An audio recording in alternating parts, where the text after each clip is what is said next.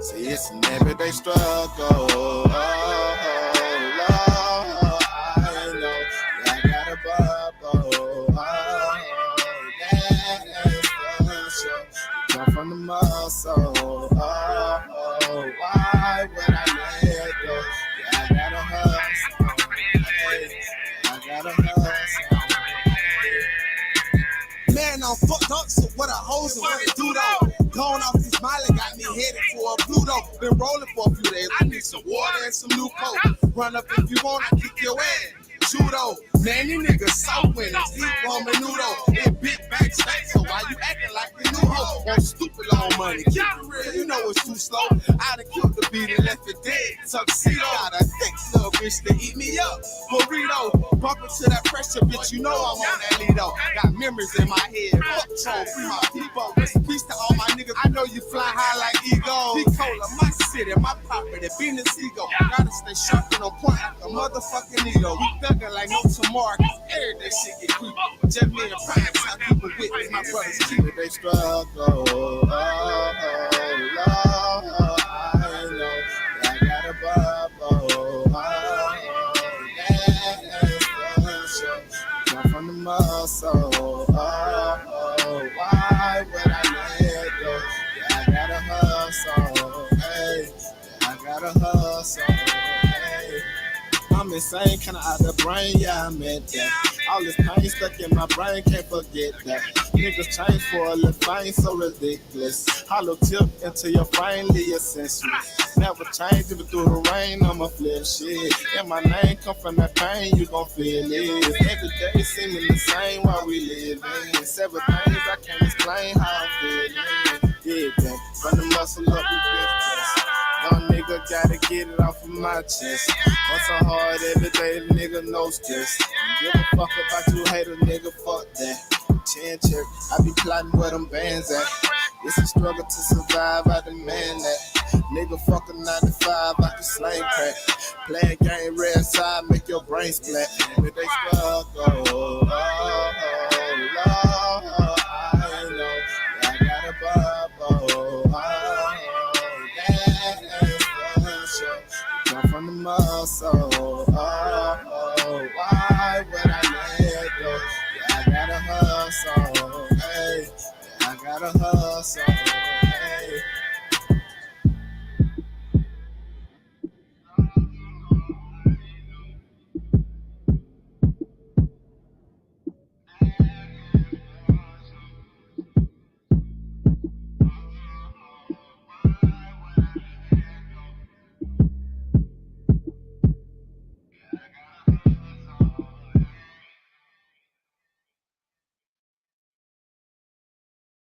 Nah, about that shit here. Martin Sharp, whoa, straight like that, my nigga, huh? Love this here shit. Yeah, love this here shit. About, love this here shit. We all in, huh? Straight we like all that. in. Love Straight this like shit. that, nigga. I keep that 9 like Rondo, bitch. RP key on the condo, nigga. Big bank motherfucking stank. Tell me how you down for.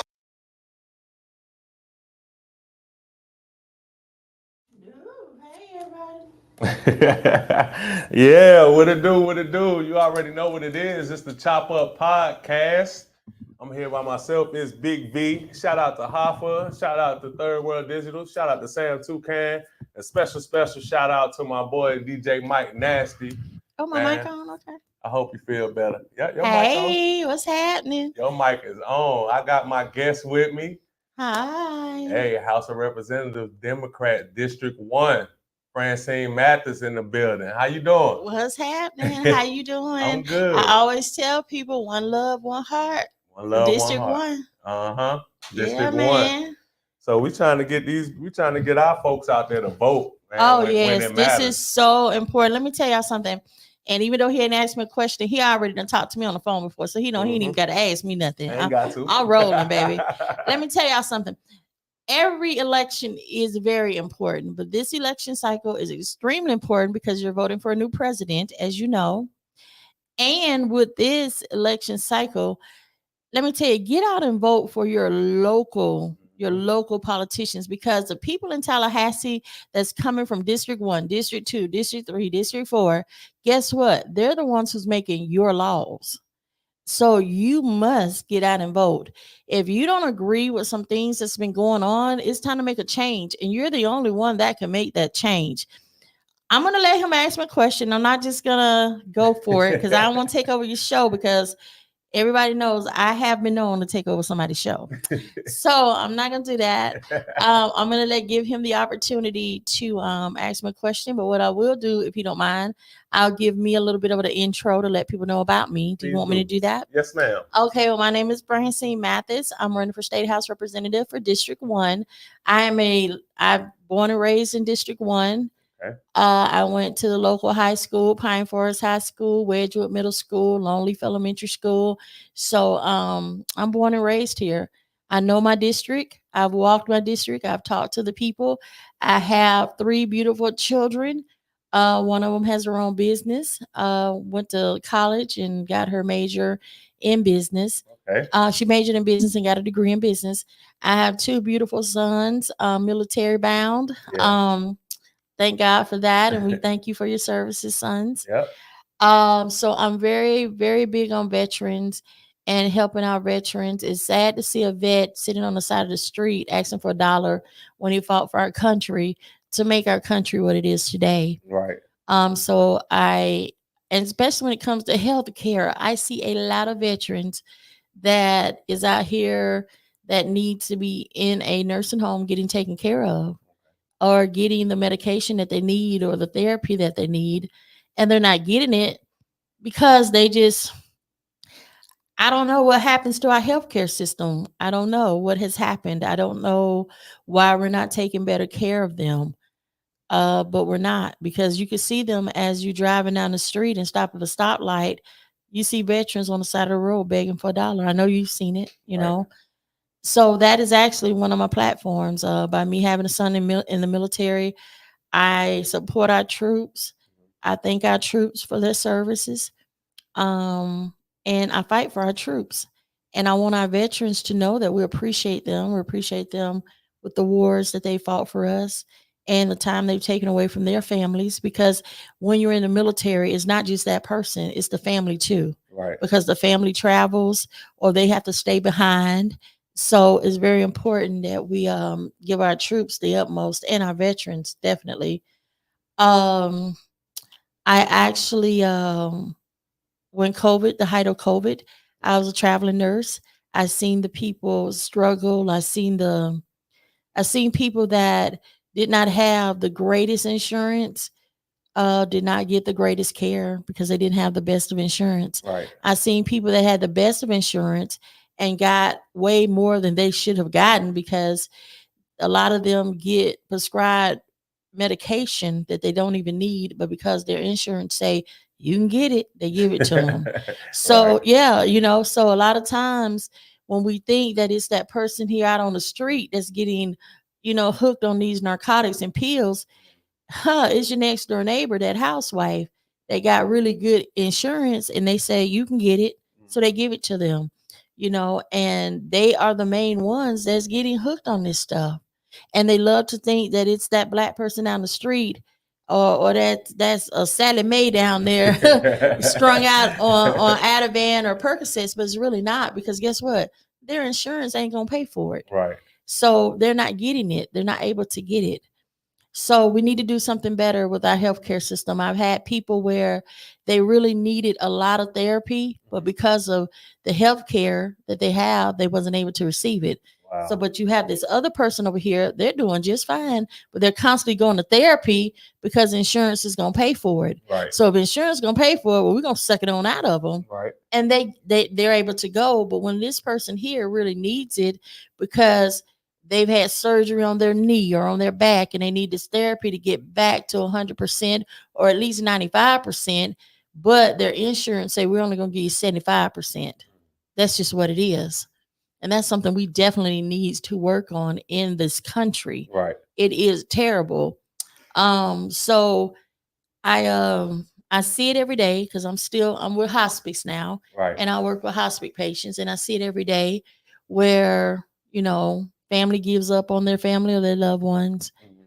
And sometimes I'm the last person they see before they close their eyes, you know. How does that make you feel? Um, well, it's sad. I tell you that.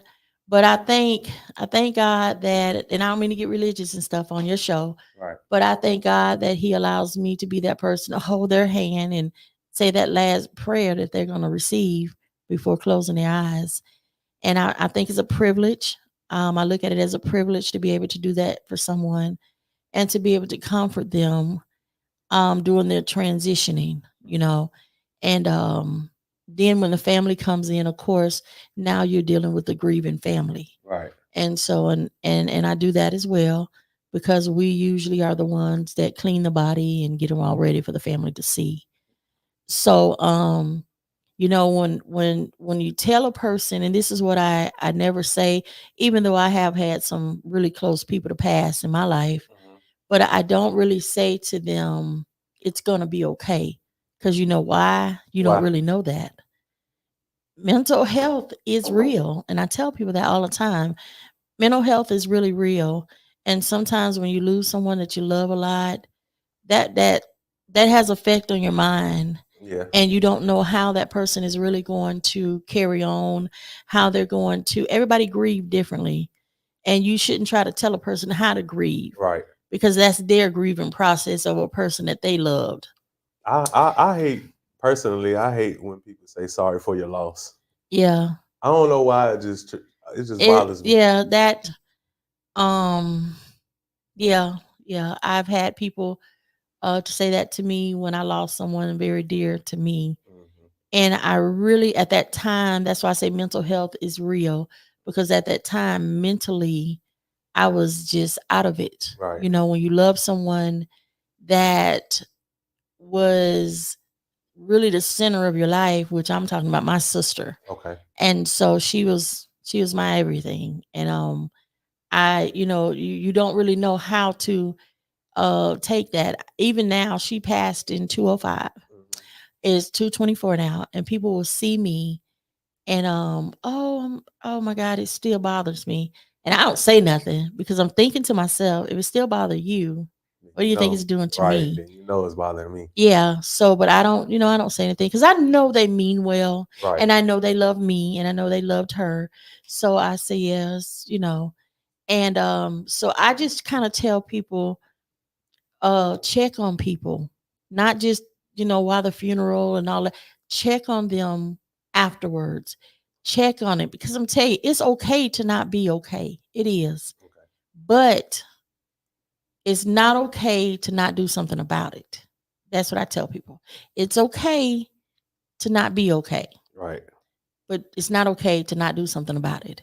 And if you see someone that's just not acting like they usually act, or they're not socializing like they usually do, or you call them, they're not answering their phone, go by their house, check on them, Yeah. see how they're doing, or say, hey, why don't we? And I'm gonna tell you something about African American people. When you say counseling, or a therapist, Therapy. Yeah. man, they freak out. I ain't nobody crazy. I didn't say you were crazy. Yeah. I said maybe you need to just talk to someone, Mhm. because even though I love you, I'm your friend or I'm your relative, maybe there's things that I don't even want to hear you tell me. Right. There's some things I don't want to know. I don't. Yeah. Because what can I do? What can I do to have you like relieve that stress or take Yes, that off of your yes. chest? I don't have the tools to Yes, do it. I don't You need have to the see tools to somebody. do it. Yeah. Let's what I can do is hold your hand. Mhm. We don't have to talk. Sometimes they don't want to talk. You don't need to talk. Right. Sometimes just holding their hand, giving them a shoulder to cry on, Right. and then you say, "Hey, let's go somewhere and talk to somebody. I'll go with you. I'll go with you." Yeah. We need more mental health for younger people. And a lot of people have been. Shout out to my aunt Regina Clark. She said mental health Hi. is real. It But we've had a is. lot of people It that want is. to come on to show and talk about mental health. So It's something that needs to be done, and I'm going to tell you, the lady that I'm running against is Michelle Salzman, and I'm going to tell you this now. uh oh. Um, She said that she had funding for more mental health programs Right. in our district. Where are they? Hey, babe. Come what on you through. doing? You want to sit on the couch, D-Lee? You can sit on the couch. Come on, sit Go on the sit on couch. the couch. Don't make me feel like I'm alone in this thing, in this lonely couch world. All right, bring the mic to you. My thing is that okay, so where did that money go? Right. Because I don't see it, nobody else sees it. You know, it's a lot of promises that has been made by our District 1 State Rep Michelle Salzman that it was just promises because we're not seeing those things. And this is my thing. Don't make promises that you know you're not going to keep just because that's what you want people to hear and they go, oh, well, no, she's been promising Cantonment a community center and a new park forever. Right. She actually got the funding for it, but they didn't get the community center. They didn't get the park. Just so the people know out there, this is Michelle Salzman, the person that's currently. Yeah, Michelle Salzman is supposed to be, I'm going to say supposed to be y'all District 1 rep, but she's not repping her district. Okay. And I have information that I'm going to bring out later on in this to let you see that what I'm saying is awesomely true. And it's terrible that she's doing this because instead of her giving them the community center and the park, well, she takes it from them. And y'all know when you're coming into Cantonment right there, and it's a lot of land over there. And I think they used to play golf or something over there a long time ago. Right. So that's where she's gonna make the park. Oh, okay. So before you get to our folks, then that's where the park and community center will be at. Yeah. And it's kind of like, hold up. So what you trying to say? Right. You know what I'm saying? What's really happening now? I spoke with Josh Womack. He's over the Rotary committee that they have in Cantonment. And he said, yeah, baby, she lied. She told us that we would get this. But when it all boiled down, we didn't get it. We have not gotten it yet. Wow. So you don't represent who you want to represent. You represent everybody and not just the Republicans. And I'm going to say this, and I do have a newspaper clipping. Uh-oh. I don't want people to be thinking I have my receipts. Yeah, I see. Francine in here with the receipts, man. Okay, so I did this with In Weekly about a couple years ago. Yep. Everybody know about Wedgwood Community and Olive Heights and shout out to Wedgwood. All that. Shout out to Wedgwood. What's happening? Uptown. Highway 29. All right now. So we have a bunch of landfills all around where Longleaf Elementary, they knocked down Wedgwood Middle School because they said that because of all of the asbestos and all of the stuff from the landfill and all of, if y'all look, and I don't think nobody ever paid attention, when you're coming into Wedgwood, there's a sign that says sulfate may be present and contact this number. In other words, it's saying, hey, you coming on up in here at your own risk. Wow. Now, I've been fighting this for 10 years now. People that started this fight with me, a bunch of them are dead now because they got cancer, they got COPD. One of the biggest fighters was Judy Cook. I don't know who knows her, but she used to sing for everybody's funeral. Wow. And that's sad to say that, but it's true. She's in a nursing home now. This stuff made her really sick. Another lady that was a big advocate, and God rest her soul, rest in peace, Miss Souls. She passed away. She couldn't breathe. She had gotten cancer. It messed with her heart. We had to actually fight really hard to get a sulfate monitor. We put it right there in front of Longleaf Elementary. So when it's so high, the sulfate is so high, we asked them, please do not let the children go outside and play. Right. Let them, stay inside. I do bottled water. I give out bottled water all the time because we had them to come out. The Levins firm hooked up with me and we did something. We checked the water. Okay. Oh my God, it is awful. We have about 21 things that's in our water. We know we have copper, lead, we have sulfate in our water. It's like 21 things. It's a lot of stuff. Right. So you don't want to 24 and stuff like that. Yeah. When you turn the water on in some people's houses, the water's brown and you have to let it run until it gets cleared. So they try to put chloride in your water to try to clear it up, but you can smell it. Yeah. Now you're drinking that. Now you're drinking So it's pool like water. now you're drinking chloride water. That's right. So what did you do? But check this out. And now I'm going to tell my age because I need my reading glasses for this. But hey, let me tell y'all something. I wear them. I just didn't wear them. Let me tell y'all something. I'm 51 years old, and I think I look pretty good. All So right. I ain't worried about it, baby. Talk your best. So check this out. So I did a paper. This is my receipt now, y'all. Michelle Salzman, we asked her to help us with this. She has the power to close these landfills down, but she didn't. Matter of fact, I went on the website and I seen who were some of her donors, and some of them are the people that own the landfills. So she's not going to close it. Not getting closed down. Let me tell you something. Now, I did this paper in 2020. Okay. So check this out. She says, I'm going to retire, so I'm going to say what I want to say. I said, and I want you to. Yeah. The ECUA senior confidential assistant, I still won't say her name, stated that the lifespan of the water pipes in Wedgwood area now is 50 to 100 years old. So we're drinking out of water pipes that are 50 to 100 years old. And she said some of the parts of the system may exceed 100 years of age. So that means that these community pipes in Wedgwood were installed between the late 1950s and the early 1960s, which would make the pipes between 61 and 71 years old.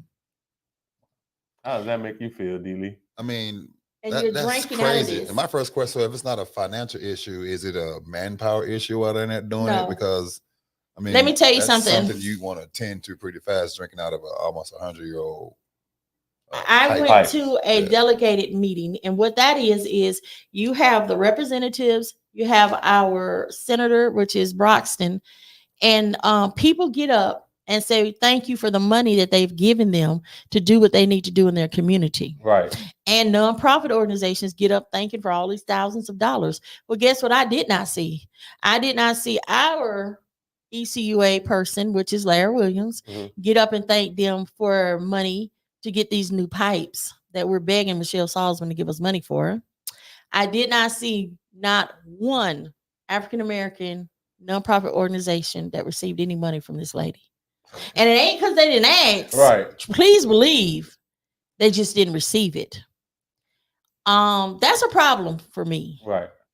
She also said about the Wedgwood area, and I'm going to put my reading glasses back on, gentlemen, is that she said Salzman said that she had met with DEP 4 times on environmental issues.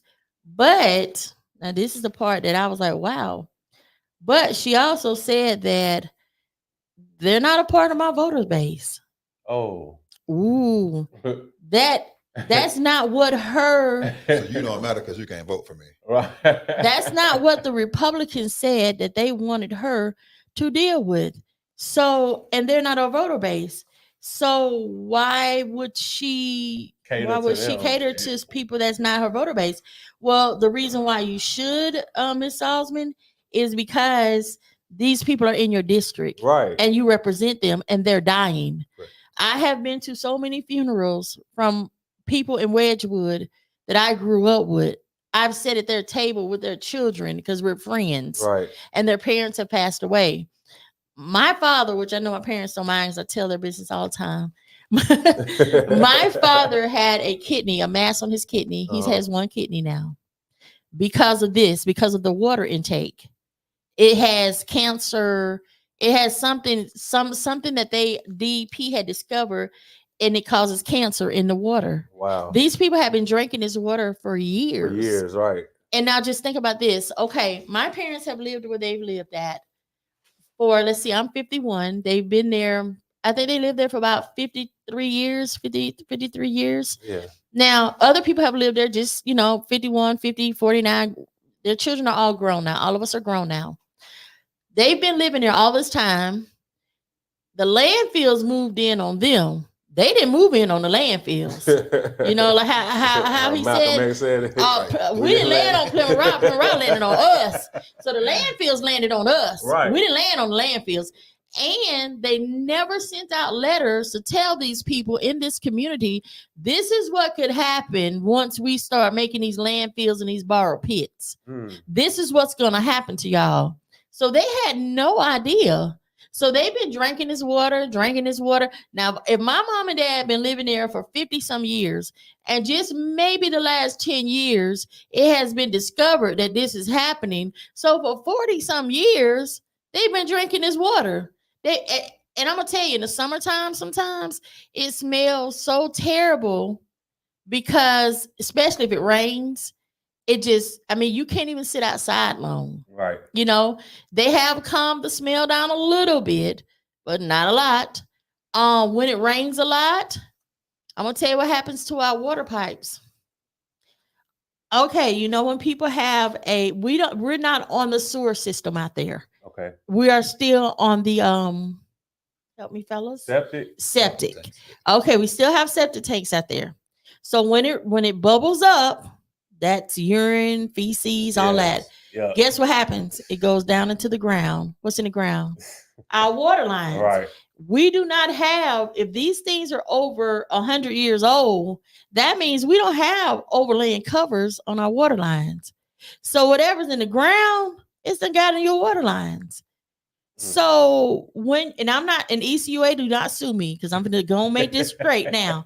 I'm not saying that, disclaimer, I'm not saying that the water is bad when it's in the towers. I'm saying it's bad as it's coming down and it's going through them dirty pipes. You know that back then they was making lead and copper pipes, right? Mm-hmm. So you know you're drinking that. Right. You know what I mean? And then whatever else, okay, when you do a landfill, you're supposed to have a cover over it. Mm-hmm. The tarp covers, you're supposed to put that down on the ground and all that. So all that stuff don't go down into the ground. Right. Well, guess what? We don't have that over there. So all that stuff. That sounds something that could simply be done. Correct. They're just not doing it. They're not. And they're not even getting the fines that they're supposed to get.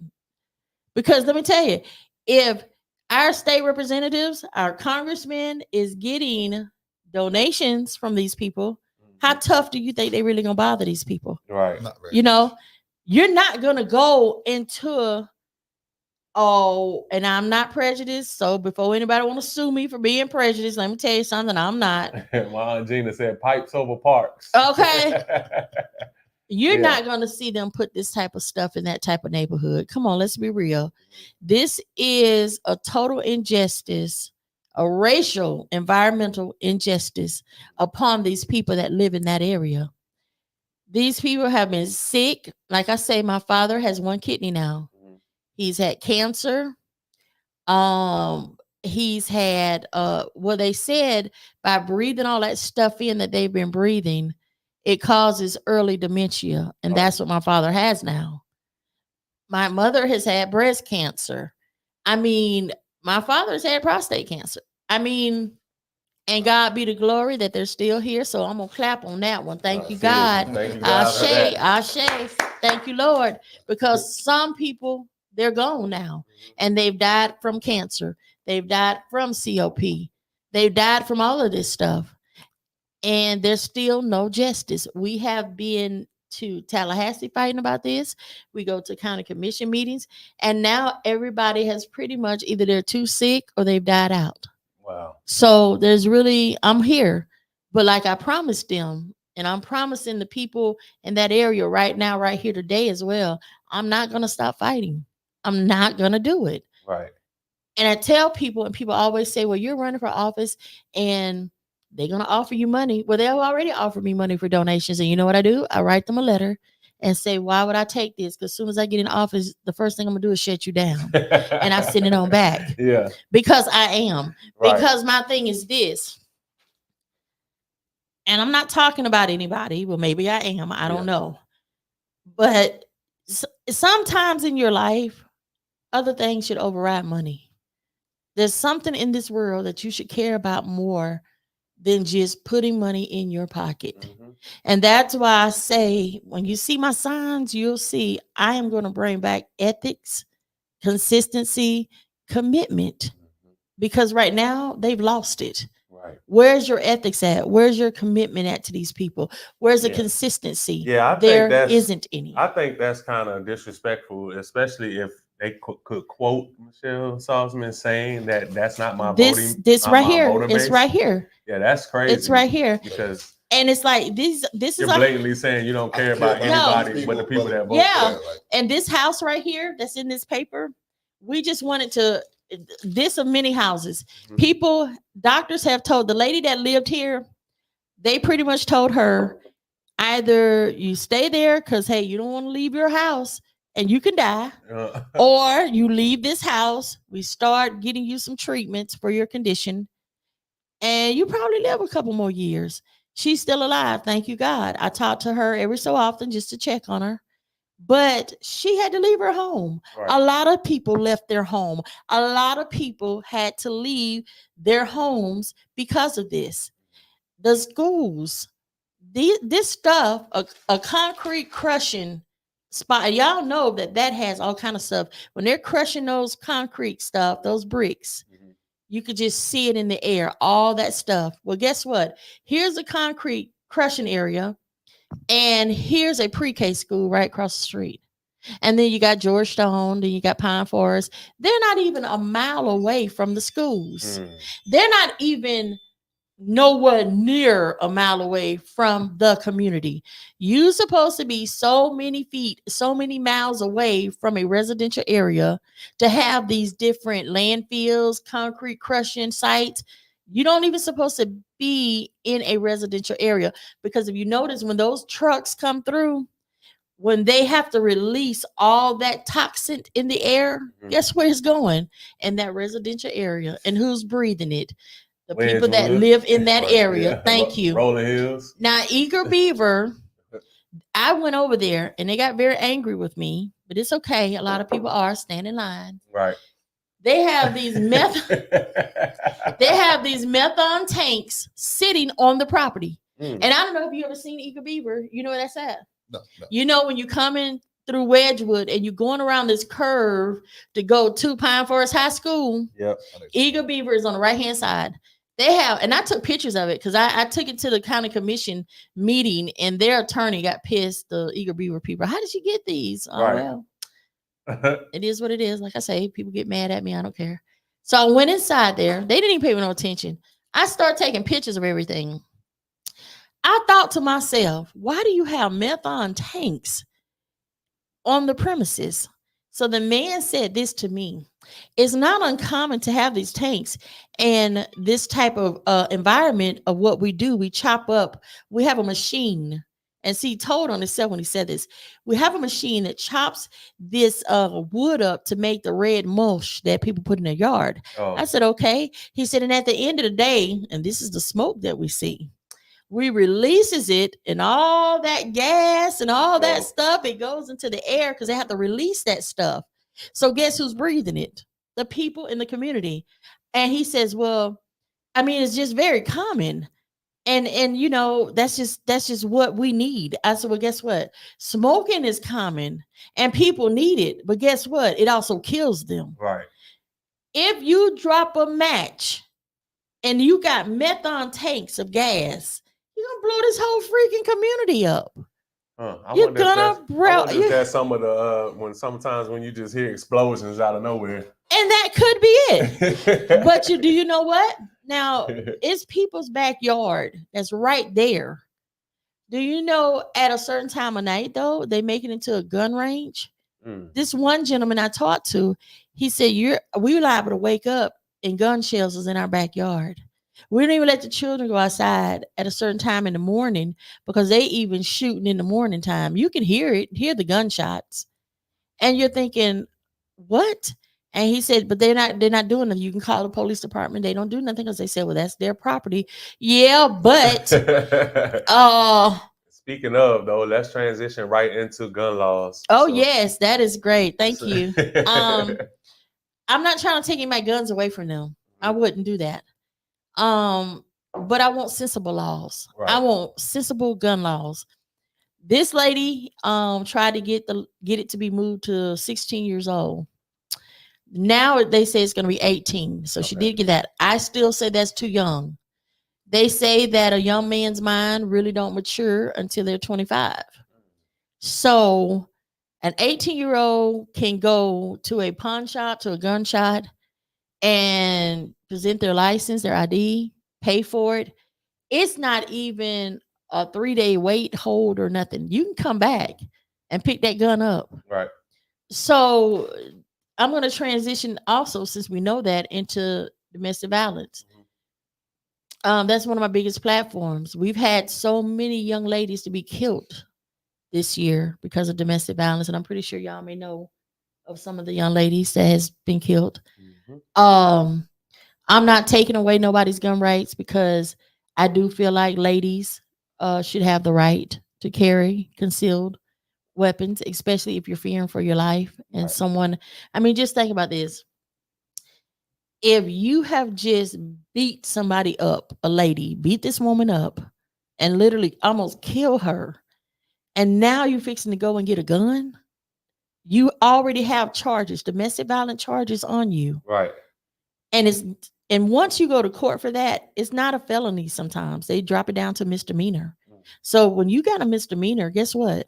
You can get a gun. Right. So if you just beat somebody half to death up, and you now fixing to have a weapon right here at your hand, what you think you finna go do with that? What do they think you're fixing to do? We need tougher gun laws.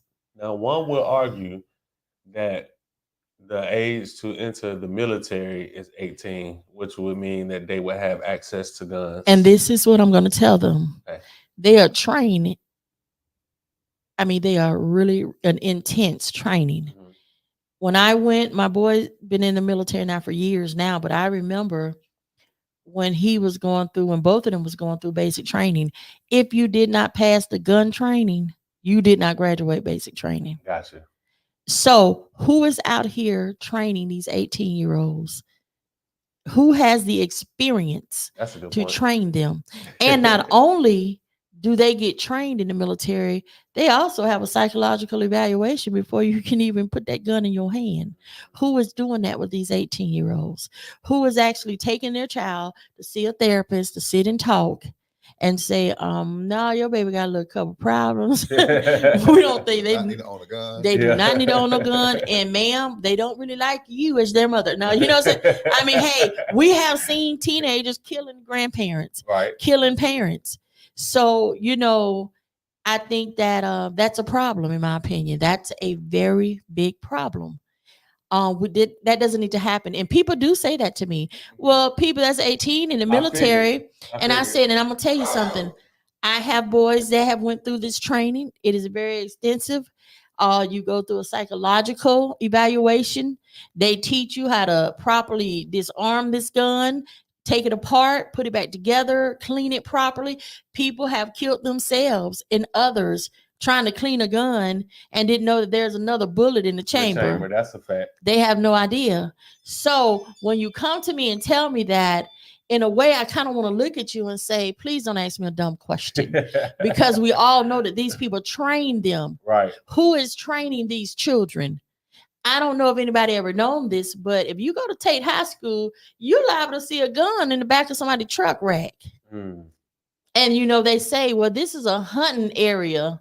Now, there is no way that you should be letting your teenage child have because, you know, you can go to Walmart and actually buy, what you call them, a BB gun or something. Yeah. No, that should not be happening. That's dangerous. Because what if that child get upset with another child at the school and boom, we got a problem. Yeah. I think that we've seen enough gun violence at schools. We've seen enough children die, enough teachers die. At one point, you know, they were saying that teachers, well, they do have the right to even carry a gun in the classroom. I think that's kind of scary. So has that law been passed yet? They do have the right to carry a gun? Some states. They do. Okay. Some states really do. And I'm going to tell you now, to me, that's scary. Yeah. Because Some of these teachers be wilding out. Hey, I'm gonna tell you, I have taught school, and some of these children will take you there. Yeah. And you don't know what that teacher may do. Right, when they Even get with the mad. even with the stricter gun laws, I've probably seen more guns on the street than I've seen inside of a store. So even with the gun laws, they're still going to be able to get access to a lot of these. They weapons will?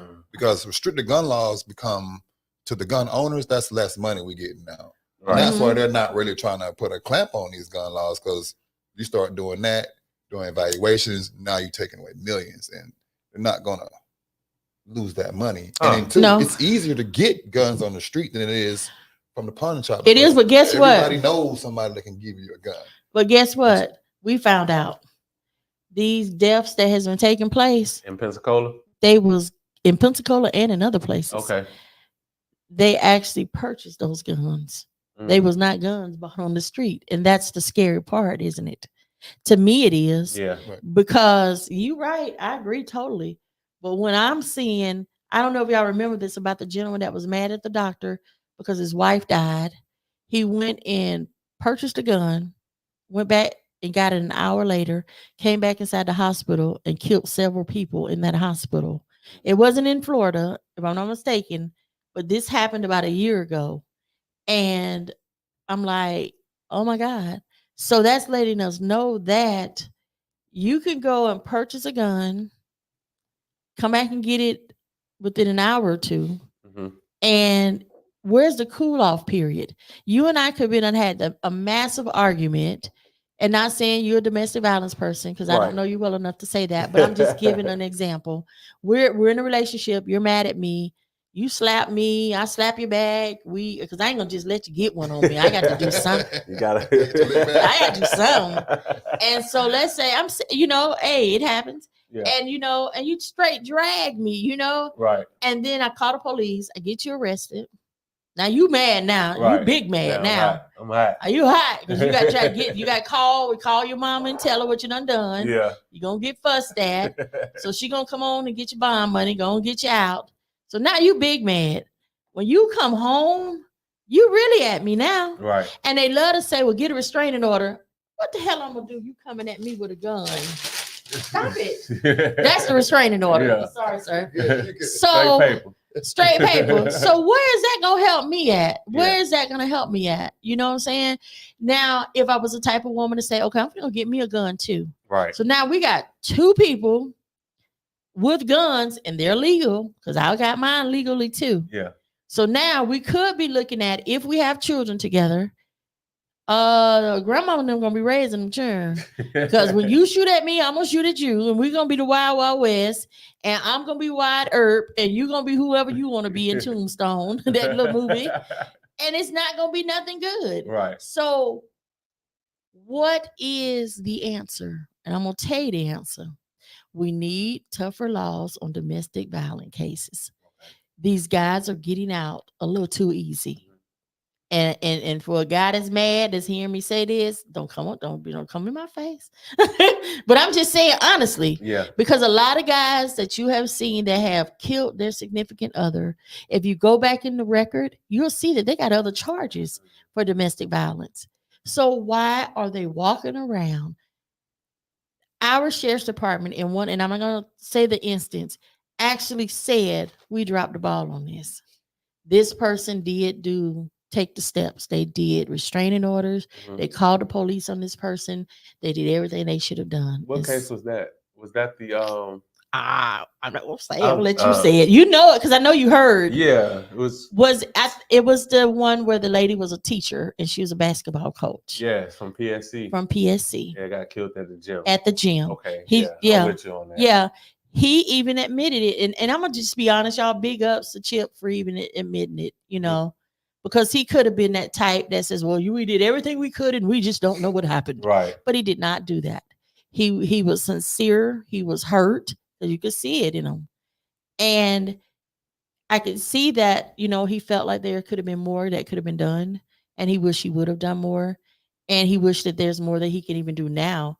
Because I'm telling you, what broke my heart is I was looking on Facebook, and I don't know who else seen this, was when the young lady Kayla was missing. and her sister was looking for her. Right. And they wouldn't tell her nothing. I tell you, my heart went out to this young lady. And then when we found out she was gone, oh, that crushed me. Right. You know, and to think that just a couple weeks ago, this man was actually in jail because of domestic violence, because of her. What is it that we need to do to show these gentlemen that it is not okay to put your hands on a woman? It is not okay to take someone's life. It is not okay. There is never a time. And I do know we got some rowdy women out here. Y'all, I already know y'all might be finna say it. That's what I was just about If to say. we got some rowdy women. There's some women that continuously stay. My question is to women, like, what can we say to the women who go through this? Because like I've talked to plenty of women about this very topic. Right. And they always tell me they're afraid. And they're afraid. Scared. They're scared. And my question to them is like, how afraid are you? Because your life is in danger. Right. That should be more being afraid than him. Like, you know what? End your life. So what can we say to them, or what can we get to them to realize that, hey, you don't have to sit there and take that. Right. There's no amount of money, stability, marriage life, home life to make you sit there and continue to get abused. Let me tell you, a lot of times, as a female, and let me just put this out here because I don't want nobody calling me going, are you okay, Francine? Let me tell you something. I am not in a domestic violence relationship. I ain't gonna be in one. I think for people that know me, they know. You better know I know it. That ain't gonna happen. I got 4 brothers. But I'm just saying, that's just a lot of times though. Let me tell you, it starts off as a child, to be honest. That man, and I preach to fathers, you're the first man that daughter falls in love with. And a lot of times when they say, well, I don't really know how love's supposed to be, because I never knew my dad. My dad wasn't in my life. I never seen my dad with my mom. That is not me. I'm just saying my mom and dad been married for 57 years. So you put that out there. And big ups to them. I love them. They are so wonderful. Shout out to your parents. Yes, they are some awesome people. I call him my main man, and I call my mom my special lady, because they really are wonderful. But some people didn't have that in their life. Right. And they don't really know how to be loved. They don't know how to love. They don't really know what love is. And sometimes I've heard a young lady tell me that sometimes, I make him hit me. No, baby, you don't. That's crazy. But they don't know that though, because they don't know what love really is. Right. They don't know how they should be loved and how they should be handled as a lady, and I tell people all the time, when you see this, when you see something's not right, don't talk about this woman. Try to get her and empower her and say, hey, I noticed that something's not right. Let's talk.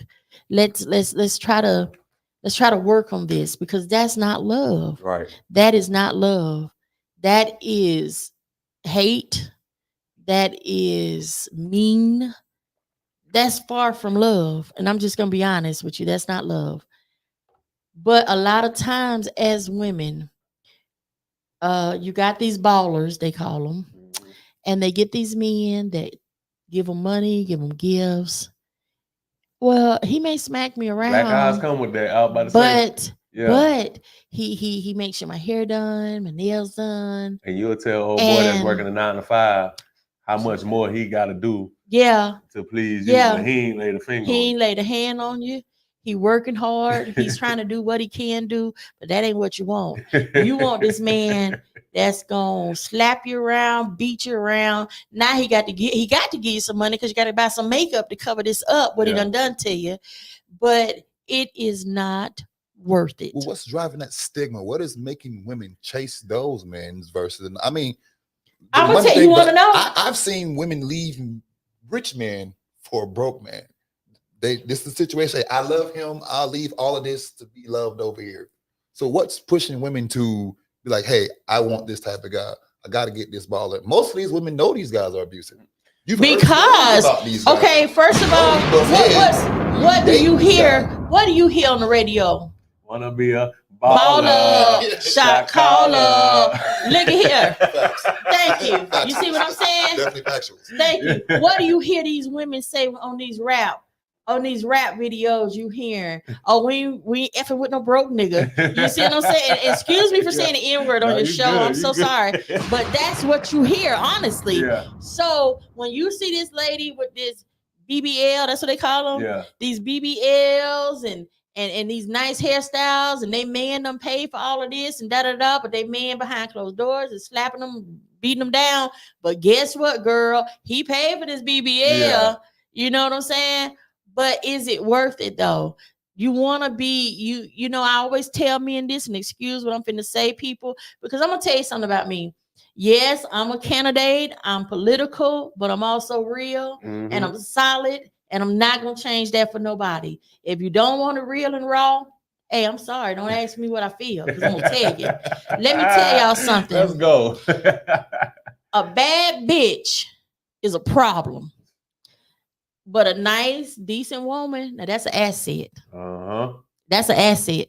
So do you want a bad bitch that's going to keep you broke and that's a problem? Or do you want a nice, decent lady? May not be the beautifulest thing in the world, but I tell you what she's going to do.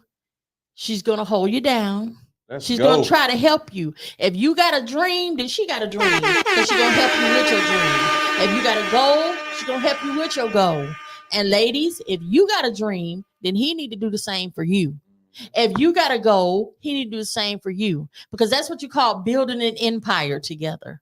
And that's what you should be going and looking for when you're getting a relationship. Don't worry about that baller shot caller that's going to whoop your butt. Right. Don't do that. Right. Don't do that. Because let me tell you something. A lot of females tell me, well, people pretend not to be this type of person. Then when they get you, then they turn into the. And then that's when you leave. There's never a time that I'm gonna tell you you can't leave. Yeah. You can't leave. Trust me. Of course, the first 3 months, they gonna be golden. They gonna be good because they got you. Yeah. But I'm telling you, the first slap, you need to be packing your bags, because I'm gonna tell you something.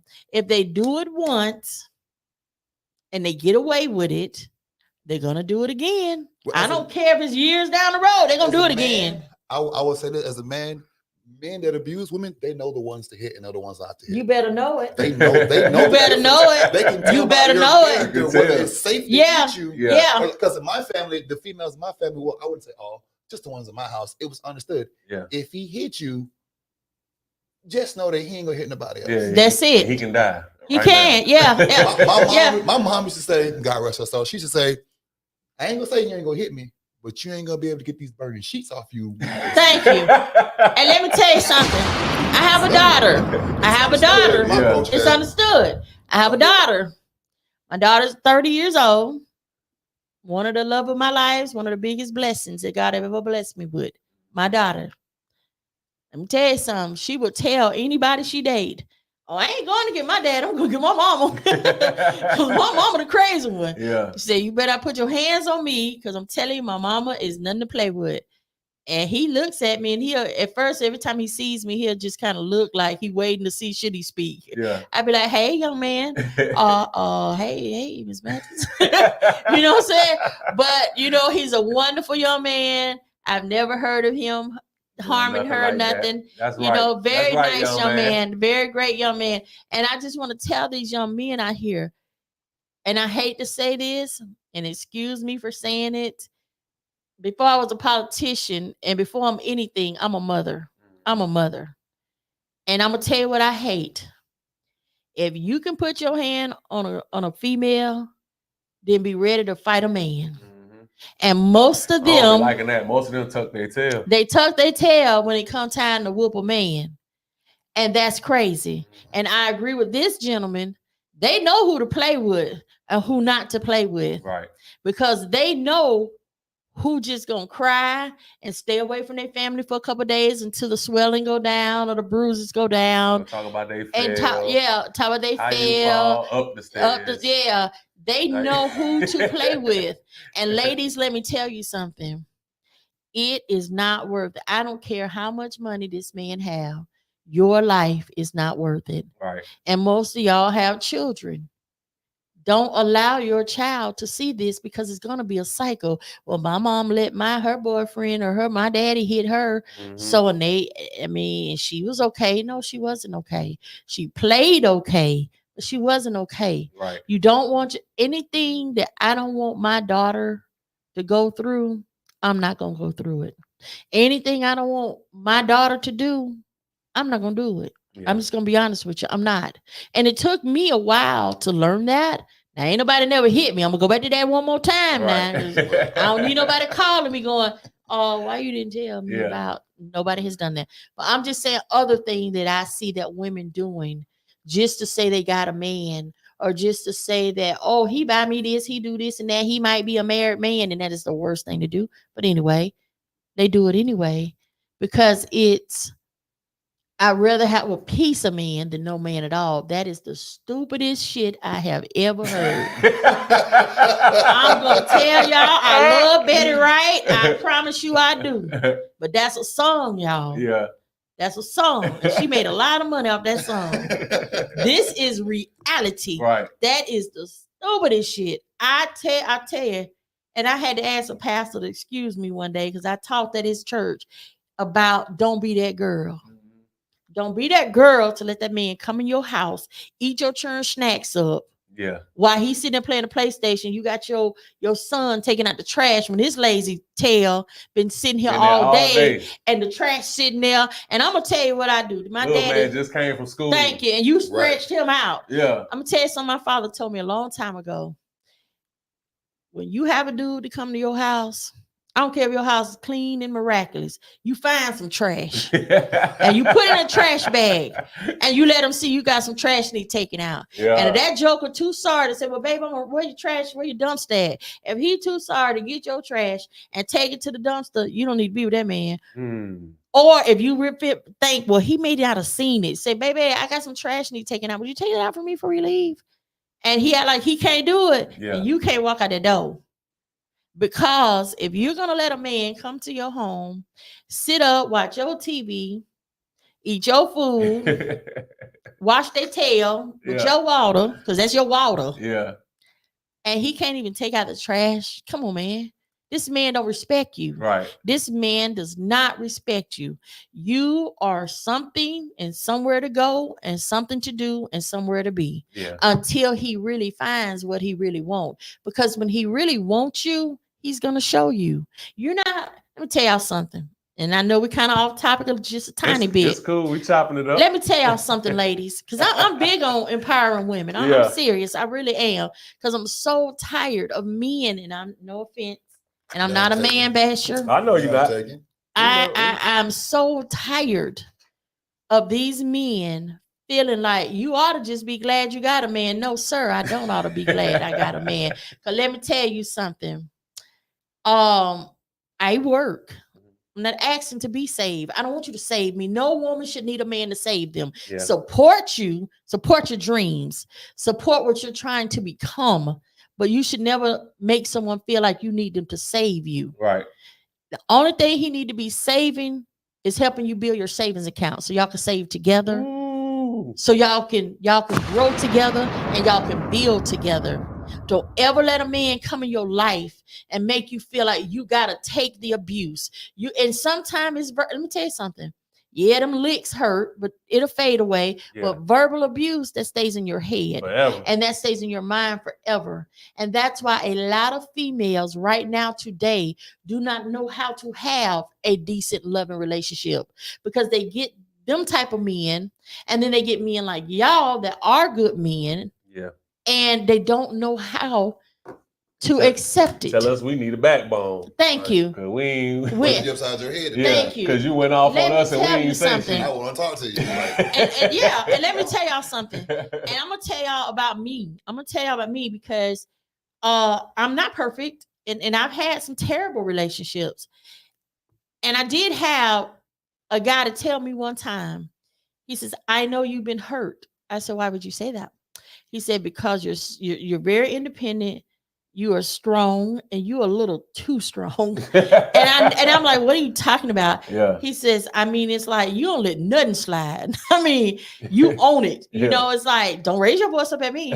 You know, and he said, I wasn't even doing that. I was just talking. I got excited. Yeah, you know. Whoa. Yeah. He said, and you know, and then, but I'm gonna tell you something. Yeah, I had to. And I'm just gonna say, I had to go to counseling to get over some past relationships. Right. And I think a lot of women need to go to counseling after these bad relationships, because you're going to meet a wonderful man and you're going to bring that into that relationship. Yeah, baggage. And then you're going to wonder why. Well, Dad, he left me. Well, I think I would too. Get yourself together. Get it together. Come back and holler at me, because I can't deal with that. Yeah. From a legal standpoint, like what happens when, like, as an officer, what happens if you're called to a residence continuously for domestic, and like how do they pursue that when they've locked him up before he's gotten out, he's back over there again? I think this is about to be her point on making stronger right punishments Let me tell for you domestic something. violence. Yeah. right If we make those laws tougher, he won't be back over there, because he won't be able to be back over there. And for that woman, and we know we all have seen it, where this man come back, sweet talker, she let him back in. Well, you gonna go to jail too next. Yeah. Because the next time. Oh, nah, for real though. The next time. For real. I feel The next time I need to come back to this house because you calling me, hollering about he whooping you. Yeah. And I done pulled him off of you 3-4 times and you still letting him come back. Now I'm starting to think there's a problem with you. Now, either we need to make it mandatory that you go get some help because you need some help. Right. And I'm not going to say lock them up. I'm going to say you got 30 days for me to see that you've gotten you some help, or I'm going to make it mandatory that I come to your home and I take you to Lakeview. Because when they take you to Lakeview, oh, you in there. Yeah. It ain't no getting up, walking out. You need some help. Right. There is something deeply seated and rooted in you to allow this man to continue doing you the way. And this goes back to what I'm saying, the baggage. Right. You may have been in a bad relationship before. This man has verbally abused you to the point to where you feel like this is all you can get. Right. Because they have made you feel that way. Now you need some deprogramming. You need some deprogramming and really, really, really get you some help. I've seen women go to Favor House, get out, and go back because they're like, well, that's all I know. Right. Well, now it's time for us to show you something different. Yeah. And I'm calling on these men out here. I know y'all know that there's a ratio where there's more men to women and more women to men. Yeah. Like I know it's a ratio to that. Yeah. So a lot of men feel like they can treat women how they want to, and they still gonna get them because there are women out here that will accept anything just to say she got a man. But I need for men to really be men. If you say you're a man, step up and be a man. Don't treat a woman any kind of way just because you know you can get away with it and you know she ain't going nowhere because ain't nobody out here to get. So where's she going? So I'm going to do this, I'm going to do that. Don't do that. Right. If you don't really want to be in a relationship, don't come in a woman's life and disturb her peace, her happiness. Don't do that. Because see, there's some women like me. I took 3 to 4 years of my life after a bad relationship to be by myself because I need to go back and learn my worth. I need to go back and learn what Francine like. I think they be messing up. You see what I'm saying? Right from one to the other. Yeah. And I've done that. And that was a very big mistake. Right.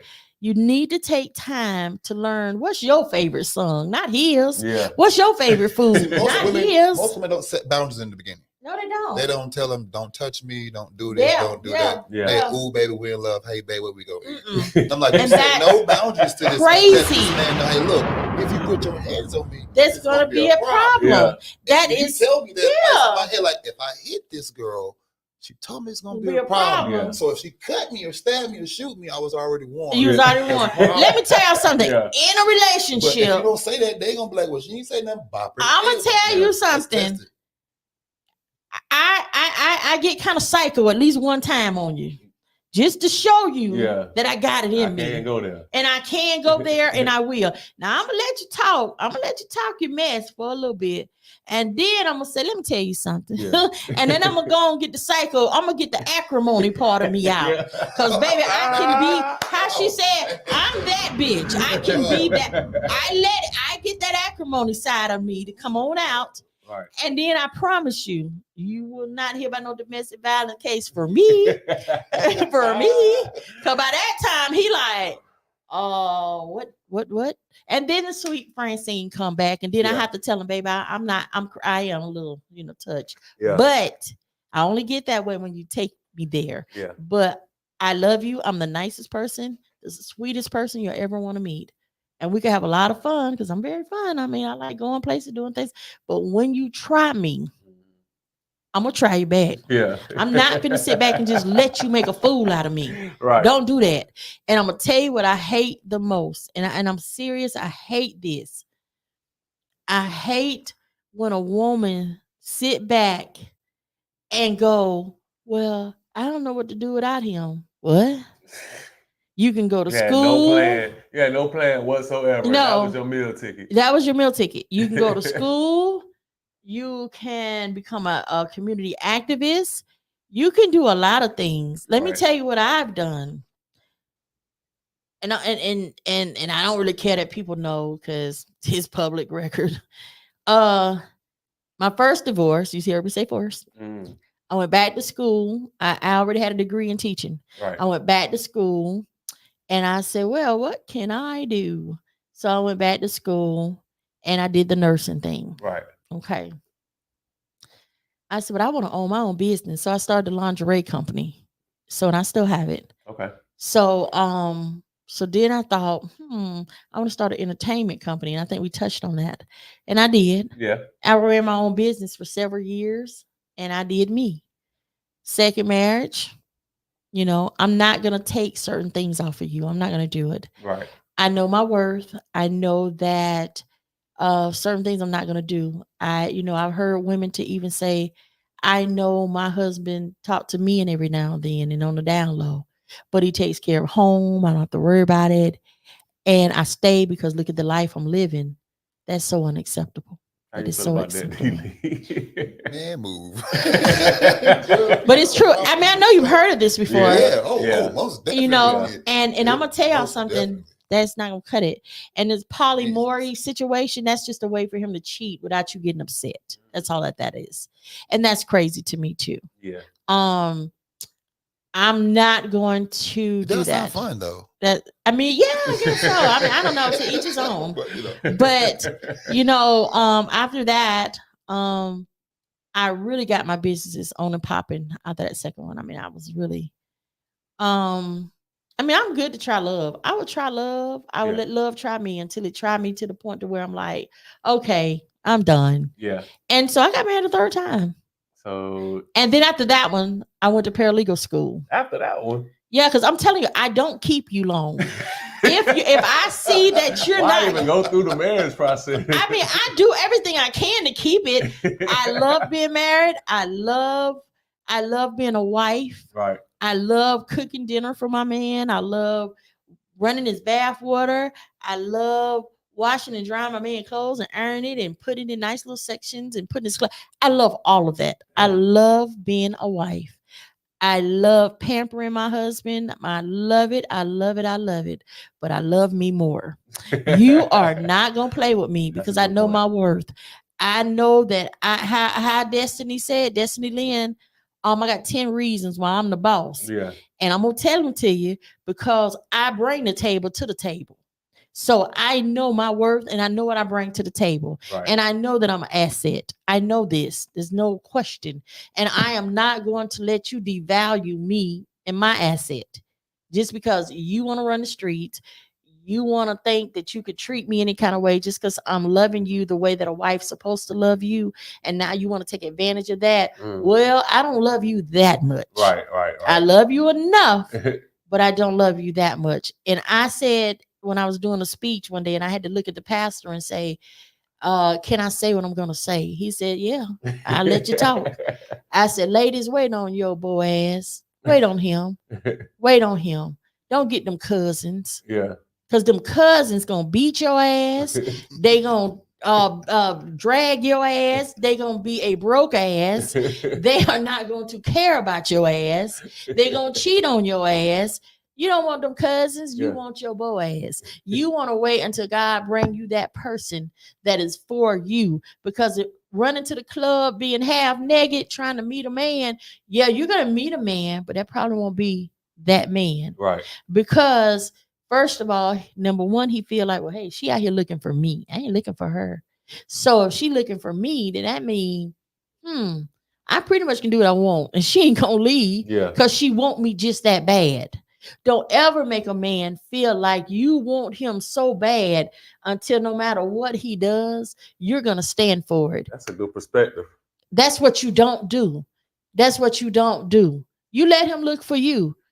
You know what I do? And I know this may sound, and I'm telling my tricks, but I'm going to tell you one of them. I'm going to tell you what you do. When you meet somebody, and you might give them your number, and that's okay.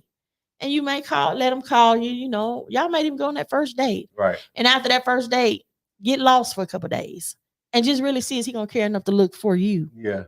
Let's see if he going to care enough for you to keep calling, or if he knows somebody to say, hey, where she live? What hey, how you doing? Let's see if he care enough for you to figure out how to send you some flowers, or run down on you at your job with some flowers. Let a man be a man. Stop trying to, and I'm not gonna blame it on the rap industry. I'm not doing that. But a lot of time, I'm not, because let me tell you, you got your own mind. But a lot of women keep hearing these other women go, oh, I make the bag, I bring the bag, I bring the bag. You might bring the bag, but you also allowing your man to not be a man. Right. I don't care how much money I'm making, and I'm not making a lot, but I'm just saying, that doesn't mean that I'm finna take care of this man. That doesn't mean that he can sit at home and eat bonbons while I'm out here struggling and working hard. Because I heard a man say this one day. Oh yeah, I want to be in a relationship, and when I need some money and I'm going low, you can buy. I never once heard, and I'll do the same for you. I just kept hearing, when I'm low, because sometimes we get low on money or cash like everybody else, and then you can loan me. And I'm just sitting there like, So they got blocked and everything. So they are X'd out, exit. And it's okay. I'm not telling nobody don't be there for their man, but let your man be there for you too. Even if you got that light bill money, I need a little help with the light bill. Yeah. And let's just see what he does. Yeah. Let's see if he care enough about you to where he don't want you trying to get dressed for work in the dark. Right. I need a little help on the water bill. Let's see if he care about your booty being dirty and he's still trying to get up in the booty. Come on now. Let's see what we're going with. Let's see what we're dealing with. Let's see about cleanliness. About to have a rude awakening. Yeah. There's a whole bunch of niggas that like dirty booty. That's oh my God, that is so disgusting, guys. They don't want it. Oh my God, Check that is so gross. I want to ask one more question about gun laws before we move on to, because I want to get into education in the schools. Oh, we got to do that. Yeah. But so to have a gun law, to have it where the age limit is 25, you said? I would like to see 25. You would like to see it at 25. Okay. So what would the actual punishment, what do you think the punishment should be if somebody younger than 25 is found with a pistol or found with a gun? Well, I'm going to say 25, but I'm going to be realistic. I don't think it would ever be 25. I think 21 would probably be the highest that we would go. Well, let's say 21. Unless we're going to say 21. I would say, if you are caught with a gun and you are under the age of 21 and you're not in the armed forces because they are, they do have weapons. Right. Um, they're gonna be punished. And I'm not talking about like you going to jail and all this and that. We're gonna take that gun away from you, and you will have to go submit to classes because I do want people to go to class. I want them to know why this is so serious. I want you to see minors with a gun, how they have killed, how family members are crying about my child was killed by someone underage that shouldn't have even had a gun. Right. I want you to see the severity in people that have lost loved ones from domestic violence with guns. I want you to see the severity of having this gun in your possession, because when you are very young, and we all know sometimes you got some hot heads and some knuckleheads, you get into this argument with this person and you got this gun in your trunk. So guess where you going? You go into the trunk and you kill this person. But then when you're not angry no more, Like, what have I was it done? worth it? Right. I think you need to talk to some prisoners that's sitting behind bars right now because they done that. And now their life is over. Now you got two people's lives that's over because you killed somebody. You going to prison for the rest of your life. Yeah. And now the person you killed, their life is over. So now you got two families that's dealing with, you might as well say, two deaths, because you ain't never come back out on these streets no more. And yeah, at least your family will be able to come and hug you on visitation days. But this family will never be able to touch and love their loved one ever again. Right. And you need to see the hurt. You need to hear the hurt. You need to be able to take some classes, and you need to know why we took this gun from you, why this is so severe, and that's what I'm looking at. Now, of course, if you shoot somebody and kill somebody, now you got to go and go. You Right. got to ride that gravy Right, train. right. You know what I'm saying? Yeah. But if we just catch you with it, I don't see a need. And I think we use our prison system in our jail to just house The wrong people way. in the Right, wrong right, way. right. Because even if I lock you up at 17 for having a gun, no kid should be raised in prison. Because now, if you are lucky enough to live through it and get out of those years they may give you, now what have we done? Now you are a bigger criminal, if that's even a word, but you know what I'm saying. You've been raised up by criminals. Right, So what basically. else do you know but to be a criminal? Because we all know that they are not rehabilitating our prisoners. And that was my stance on the whole They situation. are is not is the rehabilitating issue. them. I have a program. It's called Love of Life Outreach Ministry. I go through Stratford school, and I get with your family and I let them know, okay, well, they need a high school diploma. It's $10 down and $10 every other week or once a month, but just continue paying until you pay it off. The books will go to the prison. Now, this is something that they got to do. They give the books to that prisoner. There is no teacher that's teaching them this. They're doing this on their own. You work at your own pace and you turn it in. I tell them to write me if you're having a problem with a subject, and they will allow me to come into the prison once a week and get with those people that's in my program. Really? And I will sit and help you. I also do books where downtown on Gillimar is books for prisoners. We send prisoners books so they could start teaching themselves. And it looks good if you're coming up before the judge, because I will personally go to court with you. Okay. And I will say, hey, my program, there is no officer knocking at their door or saying, hey, it's time for you to go to school. Nope. The books come to them, they do the work, they turn it in, then they get another module. When they're done with all of those modules, they get their high school diploma, and they did this on their own. And then I say, okay, how many more years you got, or how long you got? I got about 2 more years. We can go to college now. So now I say, what is it that you would like to be, or what would you like to do? So then I contact the family members and I say, hey, now they want to pursue higher learning. He said this is what he or she would like to do, and this is how much it's going to be. 50, because it's college material, it's a little Right. bit more. $15 down, maybe $20 a month or $20 every 2 weeks. And the books will come to them and they will finish them and they could get an AA degree while they're in prison. They can get certifications while they're in prison. And they did this on their own. Nobody forced them, nobody made them. And I'm going to tell you, when they're doing this, what I found out is that they don't have a problem with these people. Right. Because you know why? If grandma or mom and dad or sister or whoever you're with is paying for you to do this, you want to make them proud. Right.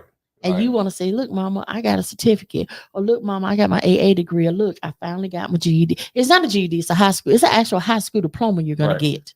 And they want to make them happy. They want to make them proud. And a lot of times they get to know me because I'm working with them on this and they want to make me proud. Do the people in District 1 know about this program? I don't think they do. I tell people all the time. Yeah. And I've done it with people. I'm gonna make sure I clip this up. I'm gonna make sure I clip this interview up so I can have posts like this. But I need you to message me the links. Okay. You have online links and things like that? Oh, well, basically they just contact me. Yeah. I ask the family members to contact me. When they contact me, I have a brochure and I say, okay, what do you think they want? Well, first of all, do they have a high school diploma? Because that's where you got to start. Yeah. Well, no. Okay. I need you to get your IG popping. So you gotta get your Instagram popping. So what I do then is I say, well, I'm gonna write them. I don't do nothing until I hear from them. Okay. I write them and say, is this what you want to do? Because your mama might want you to do it, but you may not be ready to do it. Right. So then now she's finna throw away some money.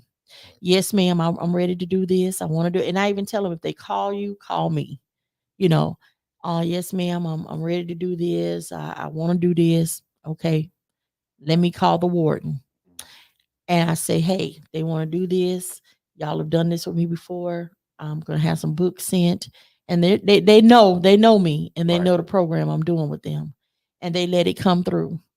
And I'm telling you, the success rate has been great because they don't act the fool up in there. They calm down. They want to make mama proud. Right. They already hurt that they done hurt them by being in prison.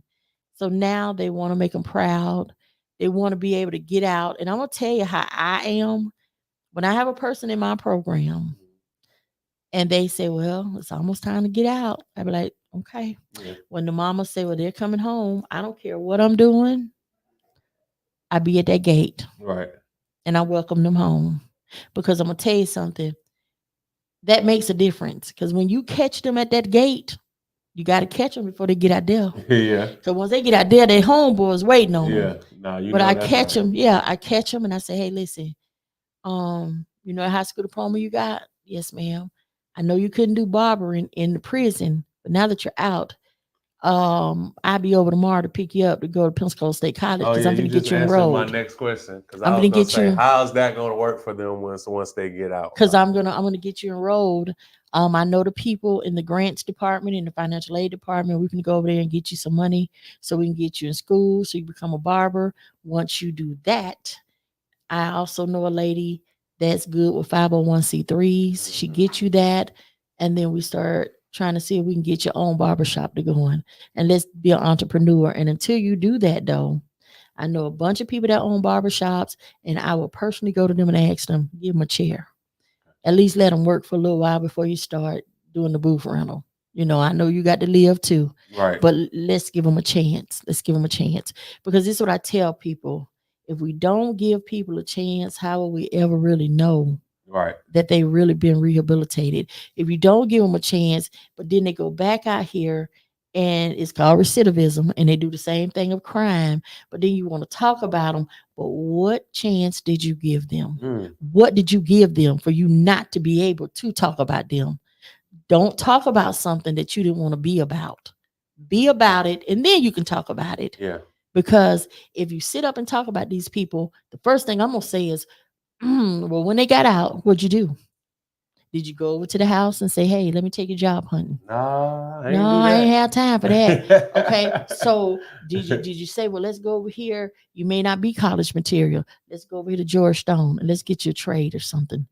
What did you do to try to make that process easier? Because when you got to remember something, If somebody been locked up for 5 or 10 years and they come out here, things are so different It's now. changed. It's not even, it ain't too many places where you're going to be able to do paper applications. Right. You know, did you come over and say, hey, I know you ain't really tech savvy, but let's get on here and see if we can find a job for you. What did you really do? You see what I'm saying? Right. So I want people to realize, and somebody asked me, and I'm going to tell you what I did. I was speaking to people about rehabilitating these gentlemen and these young ladies when they come out. Mm-hmm. And one man said, well, why should we care? I said, well, I want you to sit down and close your eyes for me. Young man get out of prison. He meet a young lady. He ain't got rehabilitated because ain't nobody tried to help him. Right. He gets this young lady pregnant. She doing everything in the world for him. Daddy, give me this money. Daddy, buy this. Daddy, buy this. Right. When we want to meet this man, you keep giving money to and doing stuff for her. She brings this young man home. She's pregnant now. And it's your daughter. Now open your eyes and think of that. So now you got this man that's been in prison for 5 or 10 years and they gonna keep their body up, because I'm gonna tell you something. I've met gentlemen. I have a prison ministry license where I can go into the prison and talk to them. Let me tell y'all something now. Before you better start getting on my case. God ain't called me to be in no pulpit. He ain't called me to do any of that. He called me to do outreach. So I reach out to the people. And I use my prison ministry for grandmothers and mothers that don't know what to do, how to do it. What do I do? Well, let me go into the prison and let me talk to them and let me see what's going on. Your mama ain't heard from you in a couple of days. You need to call your mama. Don't do her like this. You already done hurt her because you're in here. Don't make it no worse. You see, that's what I do. I go in and I be the voice of reason. You know, let's get you some education. Let's make your mama proud. Let's try to get you ready to get back out here, because you're gonna come back. You're gonna get back out. And when you get back out, you need to be ready to get out. That's why you should care. And that's why everybody should care and try to help these young men and young ladies, because when they come out and they have not been rehabilitated, guess what they're going to do? They're going to go to robbing. They're going to steal it. They're going to be right back. They're going to be right back. Yeah. I don't want somebody to kill somebody before, well, recidivism, and they're going to go back. So you're willing to take the chance of them breaking into your house, killing you and your family, and them going back to prison, or you're willing to sit back and wait until they rape somebody, molest somebody, and then they go back. Right. So now what you got on your hand is, he's done became a criminal. You know, he just need a lot of help now. But now you got this young lady that's been raped. Now she need help because now her life is kind of messed up. You got this young girl here that's been molested. Now you know they need some help. Right. You got a family that's been tortured because this person that got out, don't have no money. They done broke into your house and tortured you and your family. Now your wife's scared to go back in the house. Now you really got some problems. Right. So to avoid all of those scenarios, why we just want to give him the help that he need? So when he comes out, he's ready. And you have a committee. Okay, well, I went the last time to welcome them back into society with open arms. Now it's your turn. Right. Okay.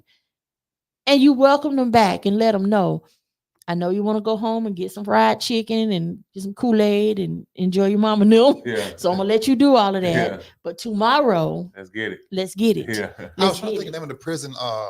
I was trying to look it up just then. But there's a prison where they treat the inmates as if college students. They're not behind cells. They're in like a dorm format. Is it in Florida? It's not in Florida. I don't think it's in Florida. I know it's not. Yeah, I can't remember where it was, but I was trying to remember. I was trying to look it up just then. Yeah. And okay. I was trying to remember what it was, but they treat the inmates as if they're college students. Part of your requirements getting out of here, if you have a high school diploma, you have to get a college degree. Like that's part of your requirements. And I think that's your sentencing, but in order to get out, you have to do something to make get out. And like they rehabilitate them, and their crime rate like go down like 60%. And I'm pretty sure it do, because when they get out, okay, that's a proud moment to get out to say, hey, I got a college degree while I was sitting in prison. Right. So now I'm fixing to go make it work for me. I'm fixing to go make it work. Yeah, they may need a helping hand to make it work, but they got it and they can make it work. And I'm telling you, if we in Florida try to get our prison system like that. So how can we change that? Is it a Florida thing, or is it a city thing, or is it a prison to where the prison. If it's a prison, if it's a state prison, it's a state thing, Okay. and that's why you need to vote and get the right state representative in there so they can say, "I'm going to write this bill where we need to get more education in the system." And they got to, just like you said, and they got to do this, this, and this before they can get out. Now, if we don't get this put into law, well, programs like I have, let's get the money up. Right. Let's get the money up for those that really want to do this, but we can't get this put into place right now, but we do have non-profit. Right. And see, we got all these non-profit organizations that's getting millions and thousands of dollars. What are you doing to help? That's why you're a non-profit organization, because your organization is supposed to be helping the people. Your organization is supposed to be going into the prison system, helping them to rehabilitate. So when they come back into the community, then they can give back to the community. They can start their own businesses and hire these young brothers that's out here that don't have that father figure to show them the way. Well, you show them the way. It don't have to be a biological person. You show them the way. Don't let them go stray by the wayside. And I do understand we got some knuckleheads out here. I get it. But guess what? That's when, do you know what? I noticed this about children. The toughest child is the softest child. Because you know why? They want to be loved. Right. They just don't know how to tell you that. They just don't know how to tell you.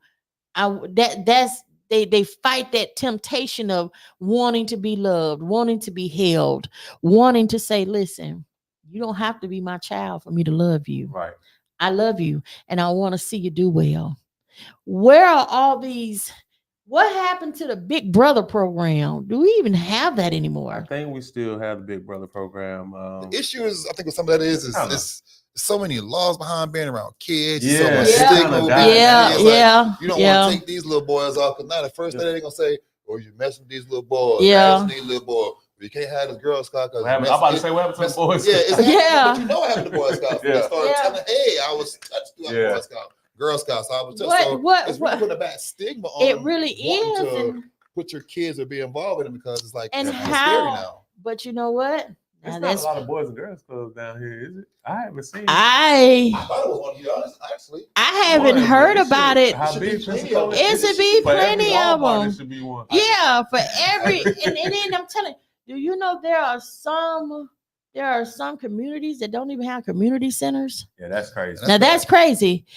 A community center is like a safe haven for children, Right. where they can go and get tutoring. They can go and have someone to sit and talk to them about stuff, or they can go and play with their friends. They don't have to worry about, or they shouldn't have to worry about being outside scared somebody's gonna come along and kidnap them or touch them, molest them. This is your safe haven. Right. This is your place. This is not our place. This is your place, and we are here for you.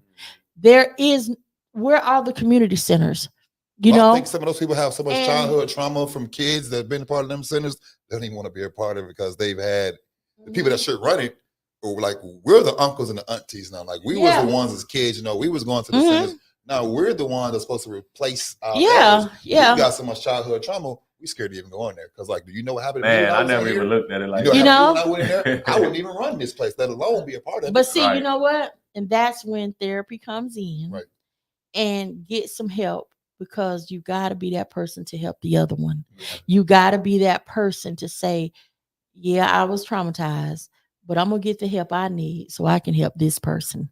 And that is exactly what we have to do. And, I tell people all the time, when you see this child and something is not right, and you can tell when something's not really right, don't just sit back and go, it ain't none of my business. That is your business, because you know why? Because if that child never get the help that they need, that child can start raping people. That child can start, and then guess what? Now you got maybe a 15 or 16-year-old going to go to prison for 10 and 20 years. And when they get out, what do they really know? Nothing. Right. And then on top of that, you still ain't got to the root of the problem, because there's a reason why a 12-year-old or 13 or 14-year-old rapes a person. It just don't. You don't wake up and say I'm That's gonna that rape this childhood person. trauma. Right. You know what I'm saying? You don't wake up and say I'm gonna rape this person. And I'm gonna even say it for the grown men with domestic violence. Something went wrong somewhere. Somewhere somebody hurt them, or they didn't get that affection they needed from that parent, or something went wrong. Yeah. And that's my subject that I'm going to try to slide in a little bit is bullying in the school system, which will bring us to the school system. Right. Let's roll right into that. Bullying. It's got to stop. Yeah. So you have to define bullying being that, like D-Lee was saying, now we're the uncles, the parents, aunties, all of this, because some of the stuff that they consider bullying, we went through as kids, and it was just normal, right? It make us, it's just. I feel like if we didn't go through that, we wouldn't be who we are today. But everybody ain't built and cut like that. I'm just going. Hey. I just wanted you to say it. I'm gonna tell you, everybody ain't cut like that. Everybody ain't built like that. Yeah. Cause let me tell you something. I just wanted to say it. Y'all gonna bring the hood out of me. Y'all, I need y'all vote. I need your vote, man. But I'm just gonna be honest with you. Everybody ain't cut like that because you got some children. I'm gonna tell you something. Being a teacher, I have taught elementary, I've taught middle and high. Elementary school. Oh, okay. Let me tell you something. Some of the children, you can tell them, go sit down, baby. I don't know. And they go to crying. And I have to say, come here. Don't do that. It's okay. Miss Mathis loves you, but we finna start. I gotta start lesson, and I need for you to just sit down and let me do what I need to do. You know what I'm saying? They just, and I am gonna put it out. They just soft, you know. And some children just like that. Now you got some that's built this way. Yeah. They really are. And you got some that be like, "What you said?" You know what I'm saying? And then you be like, well, "I'm gonna tell you what I said. Yeah. Come here." You know, and you got to be a little, you know. But a lot of times, these children that got that tough skin, you don't know what's going on at home. You see what I'm saying? We don't know that when they go home, mama may not be there, and that fifth grader may be the oldest sibling and that taking care and got to yeah. be the mother figure, got to be built that way. They got to be tough, you know, and, you know, they can handle a little more. But then you got some kids where they just can't. They just can't. And I know what you're saying. When we were growing up, I'm gonna tell you, you know, yeah, my dad, he treated me like a little princess, but I'm telling you this too, though. I was a tomboy in my heart. Yeah. I played softball from middle school all the way through college. I mean, I was really a rough chick. I'm telling you. And I'm gonna tell you, you know, I had 5 brothers. You know what I'm saying? Right. So I was the one, my sister was the prissy one, you know. I was the one that went outside and wanted to play football with my brothers. I was the one that wanted to, you know, somebody get rude or rowdy with my sister. Oh, move. I'm the one that wanted to knuckle up, you know. You know, knuck if you buck, baby. That was me. But I've calmed down, y'all, and I'm not like that now. And I promise you, I am a good person. But I'm just saying, you know, everybody ain't built like we were back in them days. In a way, you kind of had to be tough in a way back then, you know. I mean, like when I was going to Wedgwood, where I lived at, man, we had to walk to school every morning. But then, you know, when my children grew up and my sister's children grew up, they were like, "Oh, we're gonna catch the bus to school." Bus? Yeah. And I was like, "Mama, they catch the bus to Wedgwood." She's like, "Yeah." I said, "Man, we used to hump that hill every morning." Yeah. And I'm gonna tell you how people used to do us, y'all. It would be hot. Ooh, Lord, when we getting out of school. We walk and they will stop. Y'all need to hurry on up before it get dark. We were like, "You're not gonna take us home? No. You'll be all right. Come on, walk on home now. Go straight home. Don't be sitting up here playing." And they'll be like, "God, no." And then, but then they'd be nice and say, "Heat some water. Come on, now, hurry up. Get home." Yeah. But that's just how we were built. Yeah. And what you gonna say? Nothing but yes, ma'am, no, ma'am. You see what I'm saying? Mm-hmm. And back in our days, Sometimes if your mama whoop you, the neighbor whoop you, then tell your mama, and then you get a whooping too. For real. And it ain't nothing. And I want you to say something. Yeah. I want you to say something. You know, that's just how it was. But now it ain't like that now. You know what I'm saying? I wish you would put your hand on somebody cheering you in jail. Yeah. You see what I'm saying? And I don't know if I would say that I'm okay. Sometimes, you know, somebody churn, they rough. Yeah. And they might need a little discipline, you know what I'm saying? But you got some people that take it too far. Right. And I get it. You know, they take it too far. And I think the main thing nowadays is things have changed so much with technology. Mm-hmm. And they seeing so much so soon. And we need to sit and talk to them more. I think with me, I give my cards out to children because people be like, why do you give your cards out to children? Because they're human too. Right. And a lot of things is going on now that didn't go on when we were children. Yeah. And we need to talk to them. We need to sit down. About a year ago, I used to do a round table with the kids. And I would ask them, what do you want to see happen in District 1? What do you want to see happen in the school system? You know? Speaking of school system, I just sent you a video. I searched some teachers at the school I work at. I work at Lisbon Elementary off 29 over in the Warriors, whatever. Yeah. Shout out to the Warriors. And do you know that they want to close down some of them schools? Yeah, they're already talking about it now. They're talking about I it. showed some teachers a video of how these other kids in school are taught compared to our kids. Like in these other elementary schools in other countries, they don't even teach these kids out of books the first 4 years. They teach them discipline. They teach them how to clean up. They teach them responsibilities.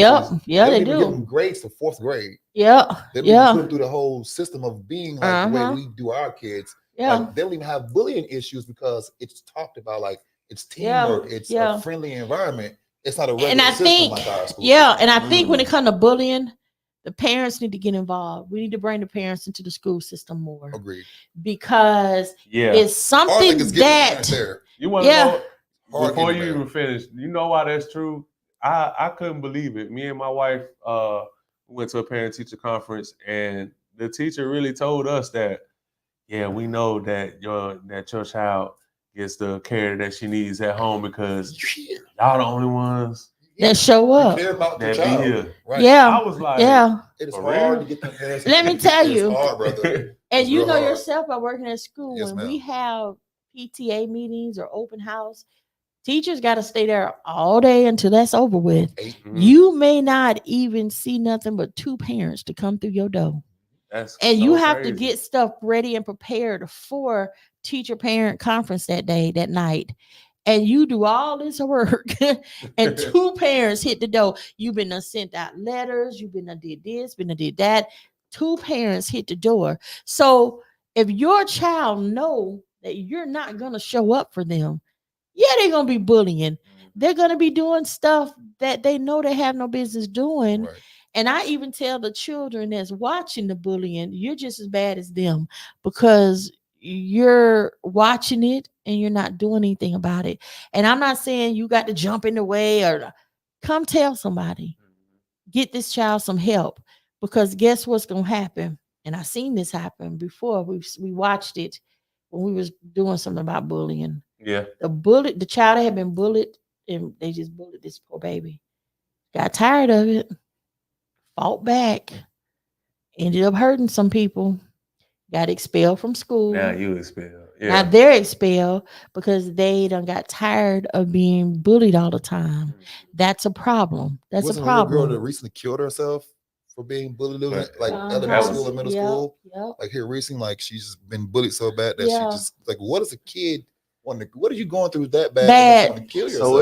My thing is this: let me ask now because of social media. Correct. Now thousands of people can see that you being beat on and picked on. But this is my question: what is your parents doing to not realize or notice that there's something wrong with my child?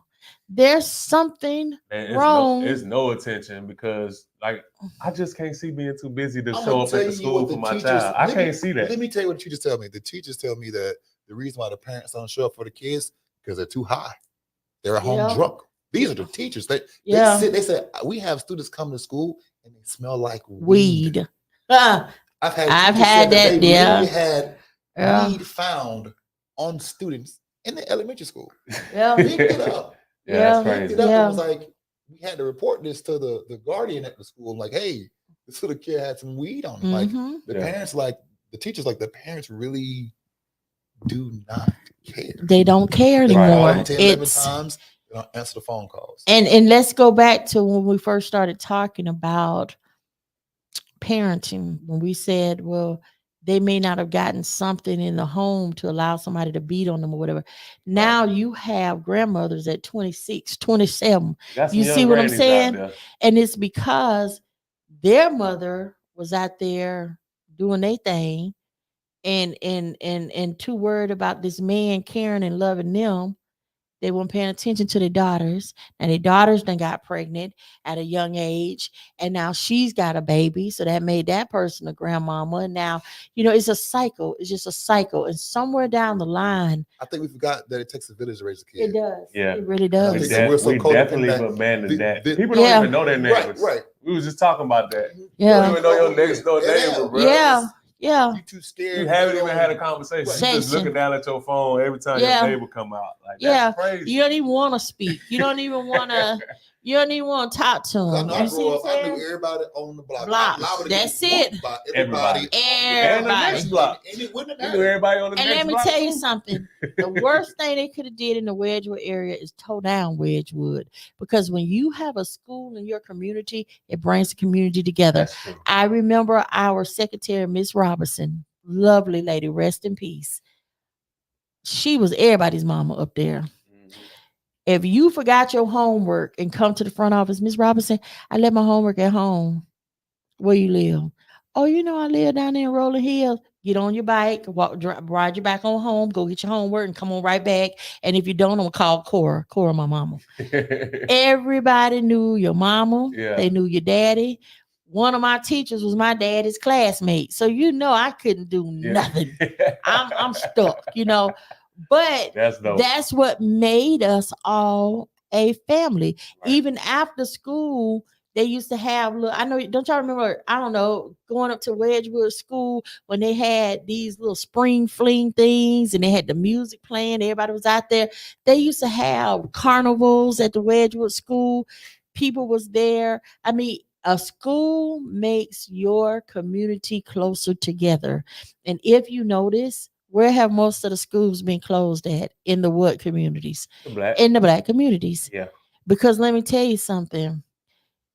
When you have a strong Black community, you got something. You got something. And I tell people all the time, if we could just come together, we would be a force to be reckoned with. But we are so separated and so distant, and just everybody just, you It's a money thing now. it Yeah. is. It's a And money it's thing. terrible, because with these nonprofit organizations we got, why aren't we out here going into the schools, talking to the kids that are being bullied? And not only talk to them, we need to be talking to the people that are doing the bullying, because something is going on with them for that to be happening. Right. And the schools, Something is going on. I'm sorry, sir. you good? I'm sorry about that. That was me. It's okay. But the schools need to kind of like me working at the school. That's why I kind of Yeah. take heavy to Oh, this. yeah. Right. The schools, I think they oftentimes forget that you send this kid sometimes more than the parent. Like some of these kids are in here from 8 in the morning till 3 in the afternoon. Yeah. Right. Plus after school to 6, you come home off work. They see you, hi mom, kids take a bath and go to bed. Yep. Yep. So some of these kids are, some Yeah. of these teachers are really like your Your father parent. and mother, Yeah. like, and we that's send you 12 years of your life in this rotation. Mhm. Right. So I That's think right. the schools need to up their ante on trying to talk to these kids, Yeah. level with these kids, Yeah. Yeah. be more of Yeah. not saying their parents, but be more inclined to making them have responsibilities. Like the school I work at, I always tell teachers, you have to teach these kids responsibilities. You have to teach them that you can't just throw stuff down and not pick it up. No, you Mhm. You can't. can't just hit someone, No. not expect to get hit back. Back. Right. There's Yeah. none of that conversation no more. It's you get hit. We got a code 5. Yeah. Yeah. What? I'm like, why y'all calling me about this? You're right, but it's something Yeah. you should be telling my kid, hey, don't hit this kid. Ain't it? Yeah, let's talk about Right. this. And I'm gonna tell you, when school is out, and this is so sad, you guys, the school is out now. Right. Where are the nonprofit organizations saying, okay, school is out now, so we're going to meet up at this community center, or we're going to go out in this community, and we're going to do this, we're going to do that, and it's like My Facebook feed full of summer camps. Oh, I thought it was just me. Summer camps. Oh my goodness! Summer. Yeah. My pages is full of And I don't know where to tell them to go. Right. And I tell them, I say, y'all, I'm gonna be honest with you. I don't know. I said, because I ain't really seen nothing talking about summer camps. I haven't seen anything. I mean, maybe I'm lost. I haven't seen anything. That's what I have not seen nothing. So I'll be looking for. But then they want to holler. These kids are so bad. Well, what are you giving them? They ain't got so they no won't outlet. be bad. What is the outlet? Right. Where keep them in something they don't get in something. Yeah, that's right. I asked some of the men. I said, "Hey, y'all love talking about football, basketball. Come on, let's get a team together. Let's go get a team together." Oh, yeah, you know. No, I don't know. Too high. Yeah. I said, "Oh, yeah, you know." I'm like, "Well, God, no, I don't know. Please inform me." I'm telling you what I'm trying to do right now. I'm trying to get me about 5 women that is willing to work with young ladies and children. I'm trying to see who's good with the little kids, who's good. Now, I'm gonna tell you something. Middle school children. Woo! Yeah. I got to find a first lady for that. Yeah. I got to find me somebody that's really into God because child, middle school. That's puberty though. That's the age range right there. That's when you first start feeling yourself. 6th to 8th grade range kids, they are different breed. I think about when this we was is in 6th and 8th now. A lot going on. And now they got all this technology. Yes. Oh my God, it's so worse. So I'm trying to find some women that can really deal with that age group, and then get the women that got the high schoolers, and just kind of try to work with them, talk with them, try to see what we can do to stop these pregnancies, to stop these. Do you know nowadays that, and I'm telling you, maybe I'm just slow, but do you know that high school girls are being abused by little boys? Oh yeah, that's very common. Yeah. I found that out. It is, yeah. And I'm thinking, how are you in an abusive relationship in the 9th grade? Man, what is your mama doing to where she don't see bruises on you or marks on you, or what is going on to where when you high and drunk, you don't see nothing. Listen, I mean, man, it kind of connects back to what we was talking about at first about these kids seeing their mom go through. Yeah, the same that's situation. true. That's true. Right. But man, there were instances even when I was in middle school and in 9th grade and all of that where parents were so high and parents couldn't afford, or they would basically kind of like sell their kid to these older men like that. Oh yeah, I have heard about that. Yeah. And my thing is this. You're not even giving that girl a chance. You're not even giving her a actual chance. I mean, but I guess my thing is this. So who do we fault? Who do we really fault for this? Do we fault the schools that see this happening and they're not doing nothing? Do we fault the parent that's working, you know? Like I said, it takes a community. I mean, the school should change the way they take care of these kids, but at the same time, we can only tell them so much at school. So much, and then you got to go home and So now the parents have to fix the environment. I always say it's never the person. It's always right. I know this is supposed to be me talking political, but I'm a parent. You know what I'm saying? Right. And I'm gonna tell you now. I look at some of these parents and I say, how do you leave your children home all day, all night, and you come home and then you don't even have a conversation with them? Yeah. You don't even know what they did all day. You don't even know what. I'm gonna tell you, my children, they grown, 30, 28. and 26. Everybody Okay. 2 years apart. All right. I make my children so sick because they're like, Mama, we grown, we're okay. But I still go, so what you doing? Where's your day? Where you been? What you do? And especially my son that live in South Carolina, he be like, Mama, you're not even here. I said, I know, baby, but what'd you do today? Yeah. Where you been? How's things going? You know? And I'm very, very affectionate with my children. I was like that when they was children, and I'm still affectionate with them. And a lot of times, especially my daughter, it just, she's gonna faint. She's like, Mama, why every time you walk through the door, we got all this hugging and oh my God, what is wrong with you? And I said, but you know what? I don't ever want my children to think that I am too busy to stop for 2 seconds to give them a hug or to tell them that I love them or to tell them I don't care what you doing or what you going through. Ain't nothing that bad for you to not be able to tell me. Right. I don't care what it is, because whatever it is, we're gonna deal with it, and we're gonna deal with it together. And it don't matter. Even when they were children, I'd be like, and they would tell me stuff. They'd be like, "Well, Mama will tell you something." I'd be like, "What you did?" and it's okay because we're gonna deal with it and we're gonna work it out, and it's okay, you know.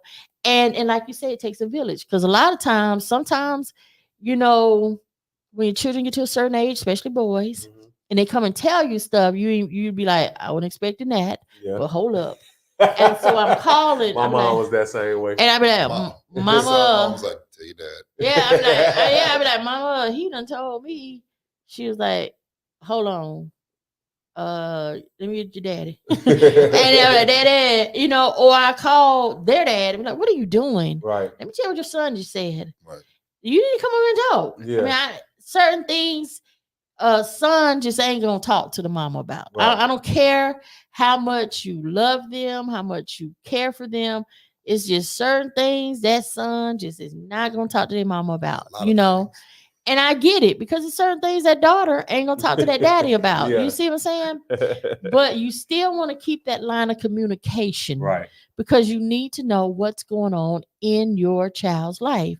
And that's just what it is, because nowadays you got these computers, these young ladies are meeting these older men. These men is finessing them with some hair and some nails. Yeah. You see what I'm saying? Yeah. And it's like, if you see young women today, that's all they really caring about. Oh, my hair, my nails. Oh, my this, my that. And then you get this man come along and say, well, let me get your hair done. Oh, you think you're doing something big? Yeah. Let me get your nails done. You think you're doing something big? But what you don't understand is you got a lifetime for that, baby. Right. You got a lifetime for that. And at first, when I was a teenage girl, I know, you don't understand that at first. But then, now I get what my mom would say to me, girl, you got a lifetime for that? No. You know what I'm saying? And I'm gonna tell you, you do. You have a lifetime. You really do. You need to be a child. Let a child be a child. In the summertime, usually my birthday's in July, and I'm a big kid. I'm just gonna be honest with you. That weekend of my birthday or before my birthday, I always have something for the children. And it's for me, but it's for them. And I say that day is fun day in the sun. That's what I call it. And I say this is a time for the children to be a children. I have some other adults out there with me, so that the parents, if you don't want to be bothered with your children, going on, we got them. I don't want that older sibling to be bothered with the younger ones. I want that older sibling to get out here and jump in the bounce house too. Yeah. I want them to go and just run. You see what I'm saying? I want them to do stuff and have fun too. And so I do that for the children. We have face painting. We do stuff and it's fun. And I think if we had more programs that come together, see, we gotta learn how to work together. I have a question. How would you feel turning high school into trade school? Meaning drop the traditional high school and turn it into trade school. So that way when these kids graduate high school, they graduate with a trade. Yeah, well, you know what? David Williams from Pensacola High School, he's now a school board person. Right. He did that at PHS. If your grades stay up with the main courses like math, English, science, and you say you want to become a hairstylist, well, we got a hairstylist class that you can get into and learn how to do hair. Perfect. And that is perfect. I love it. And I think that we need to do more of that because number one, everybody ain't college material. Let's just be Is it honest. not a lot of that in Pensacola? No. I mean, it's not like that in the average high school. The average No, high school is just regular curriculum. it's just regular Yeah. curriculum, you But know. if like you ever been to one of those not those trade schools or the what do they call them? Magnet schools. Magnet schools to where like you go in here for Uh-huh. refrigeration and for stuff like that. Like let that be the high School setting. Let them I get am. 2 years I of think your so. freshman, sophomore year. You float around, Yeah. you know, Mhm. 6 months if you like this, like Yeah, that. But yeah. your junior, senior year, You own take it. your You trade own it. because Yeah. 2 years Yeah. to get your degree. Yeah. Yeah. And that's what he did. He did that at PHS. And they still have their regular curriculum, but you know, when you Right. get to do your electives, let's say that I like doing nails. Well, hey, we're That's your gonna elective. that's And your see, elective. that's You see what I'm smart. saying? And he did a great job of that. But now we got to try to get that all through our school system. Yeah, we should. Because Change the dynamic. it's We not, definitely should. yeah, it would definitely change the dynamic. Because let me tell you something. If you tell me that you want to be a rapper, I don't want you to just show me you can spit I bars. got a whole studio. I want booth. a studio, and I want you to learn how to use that right there. Right. Gotta use a mixing I board. want you to learn how to use a mixing board. I want you to learn how to blend these beats together. I Mhm. want you to learn the craft, Yeah. not just spitting lyrics. Right. I want you, if one day that you can't spit these lyrics no more, I want you to be able to sit on that side of the table now. Because now I want you to be able to produce somebody. Right. I want you to be able to do the all around Yeah. thing. And that's what I would like to see Now, that's our dope. children. These kids Yeah. will take to it. When I Yeah. say these They kids will smart. take Yeah. to it, Yeah. these kids would take to that Yeah. lifestyle. Yeah. Especially And with I hair. You want promise to keep them in school? yeah, man, keep them in school. That's what I'm saying. Shouldn't And keep them out of I school. know that people may say you shouldn't have to bribe children. I don't care what you got to do. Yeah. I agree. As long as they're in school, they graduate, and we got a higher graduation rate. And not only that, when they graduate, they can go to somebody's studio like you and Mhm. say, "Hey, sir, I just graduated high school, and do you need anybody to try to help you with your podcast? Right. Or I know you do rapping or you do other videos. Do you need somebody to help you with that? Because I did learn this when I was in high school and I got a certificate in it." And people like you can go, "Yeah, come on, take me Mhm. under your wing." Right. You can build your And team. you can Yeah. build it. Yeah, that's You're right. building a team, Yeah, young yeah. team at that. Yeah. I ask young people all the time, I said, "Have you ever thought about getting people that want to get in politics?" I said, "Come on, work on a state rep team." Right. Because that's very impressive on a college resume that I worked on a state rep team, Yeah. you know, for their candidacy. Yeah. So if you decide to become this, you already know what it takes. You Right. already know what to do. You know what I'm saying?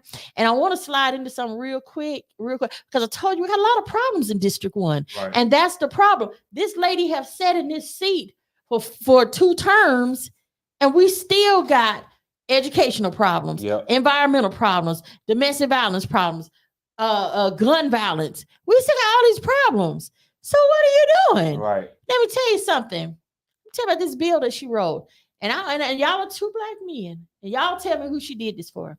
There's a bill where, let's say that you're 20, you're in college, got a football scholarship. You got football, you got basketball. We're at a college frat party. 16-year-old girl comes in there. You know what color she is. I ain't gonna White. say it. I'm gonna say And it. Caucasian. she lays down with you.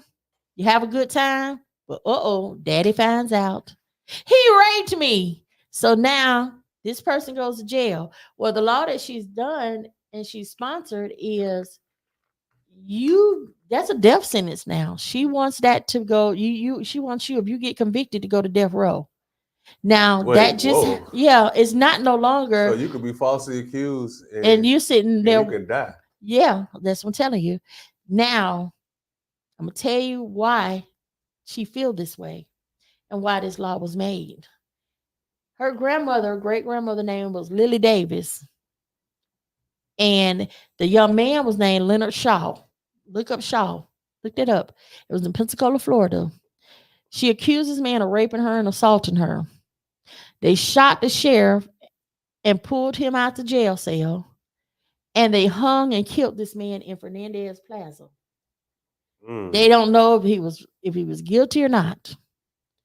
They have no idea. Now, someone told me years ago, I think in the 80s or the 70s, that somebody came that knew the lady and said that it didn't happen. It was a lie.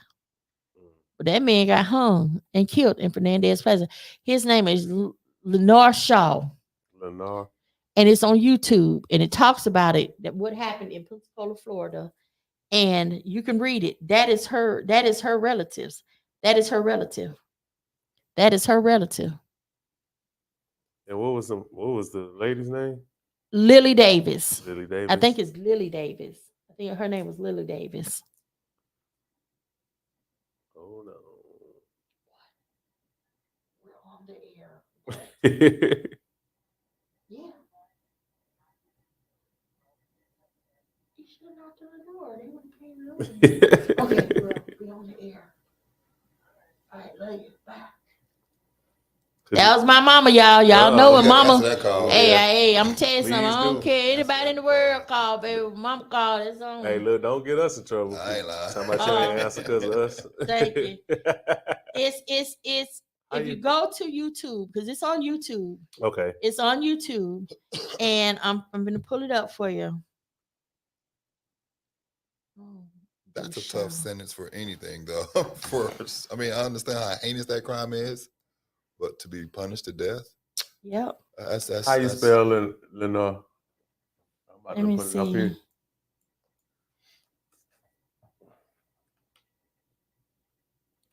Here we go.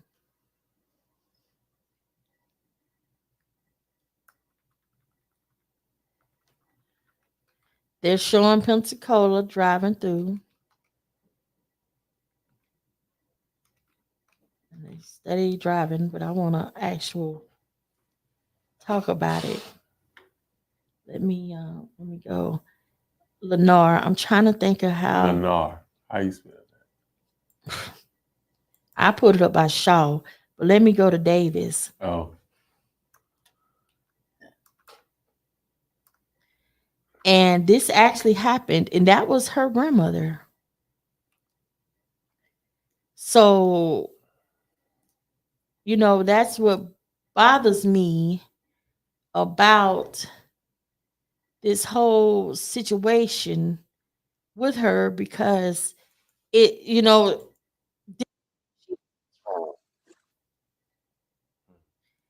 and this really happened.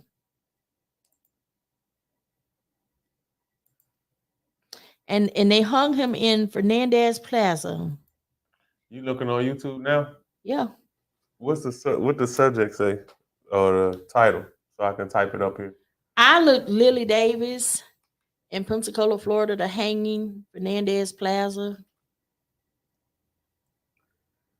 Let's see. I'm gonna tell you who whipped me on it. Do you know? I know you know Gentry's. Yeah. He the one told me about it. Shout out to Gentry's Anderson. Yeah, shout out to Gentry's. Anders. He had a podcast too. I was on it, and we was talking about it. G Spot, Lily Davis. Wait, I'm spelling Lily wrong. And I put Pensacola, Florida, assault. Put assault case.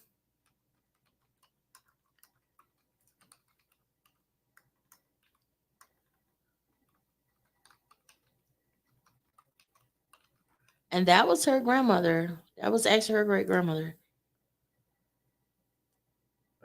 Hold on. I'm gonna take Fernandez Plaza out. Lily Davis.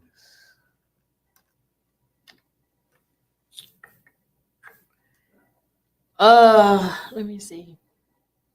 Because I had it, and I should not have cleaned out of it, but I thought you had it, so.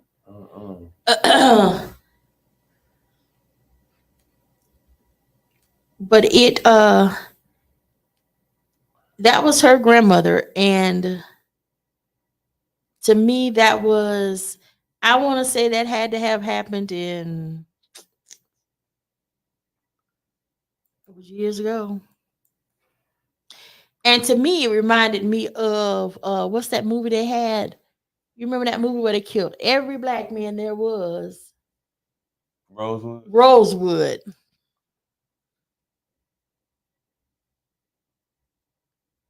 And that was all over a lie.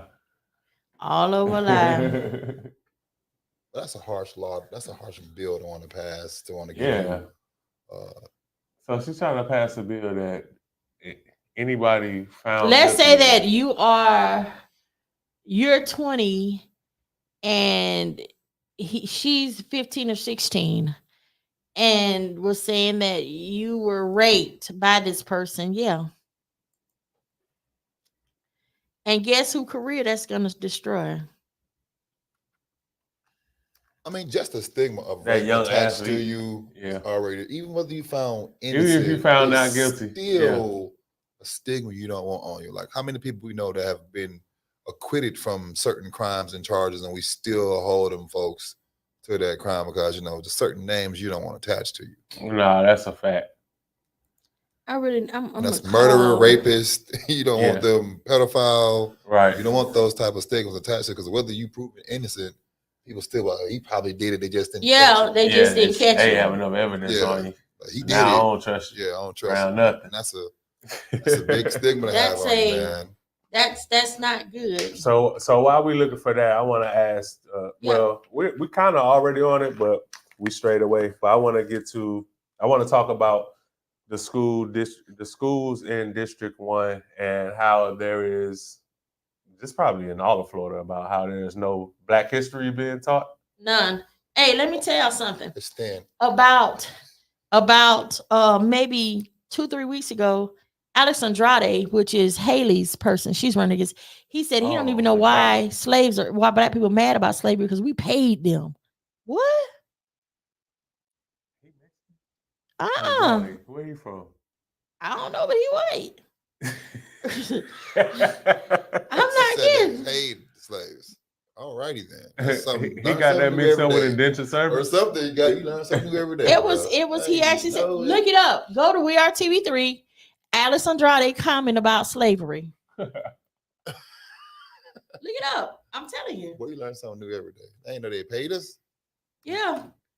Did you get your money? I didn't get my money. I didn't. I'm still looking for mine.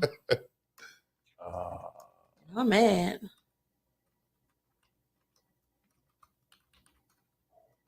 I'm telling you, he said it. Alex Andrade. Yeah. Comments on critical race theory. Did you hear what Florida State Rep said about what students should learn about slavery? There you go. There you go.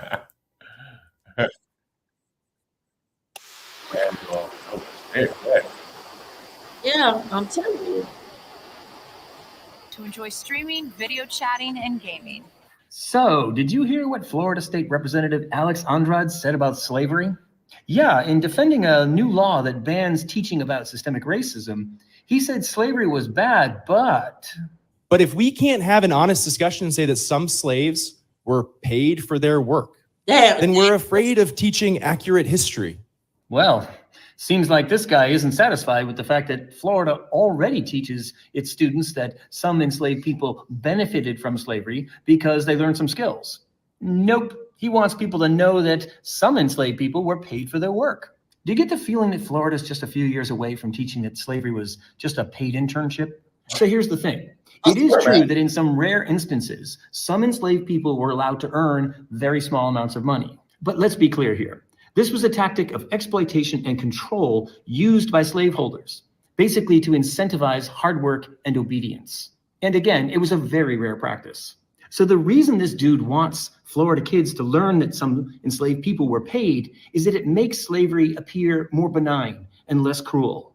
Yeah, they were enslaved, but some of them got paid. Just like that white representative in Kentucky who recently claimed that her white father, born in the 20th century, had been a slave. And yes, I made a video about that, which you totally should check out. History's important, people. That's why some are out there trying to sell us a twisted version of it. So be vigilant and don't buy it. That's like saying, yeah, you cut my leg off, but at least you didn't die. What?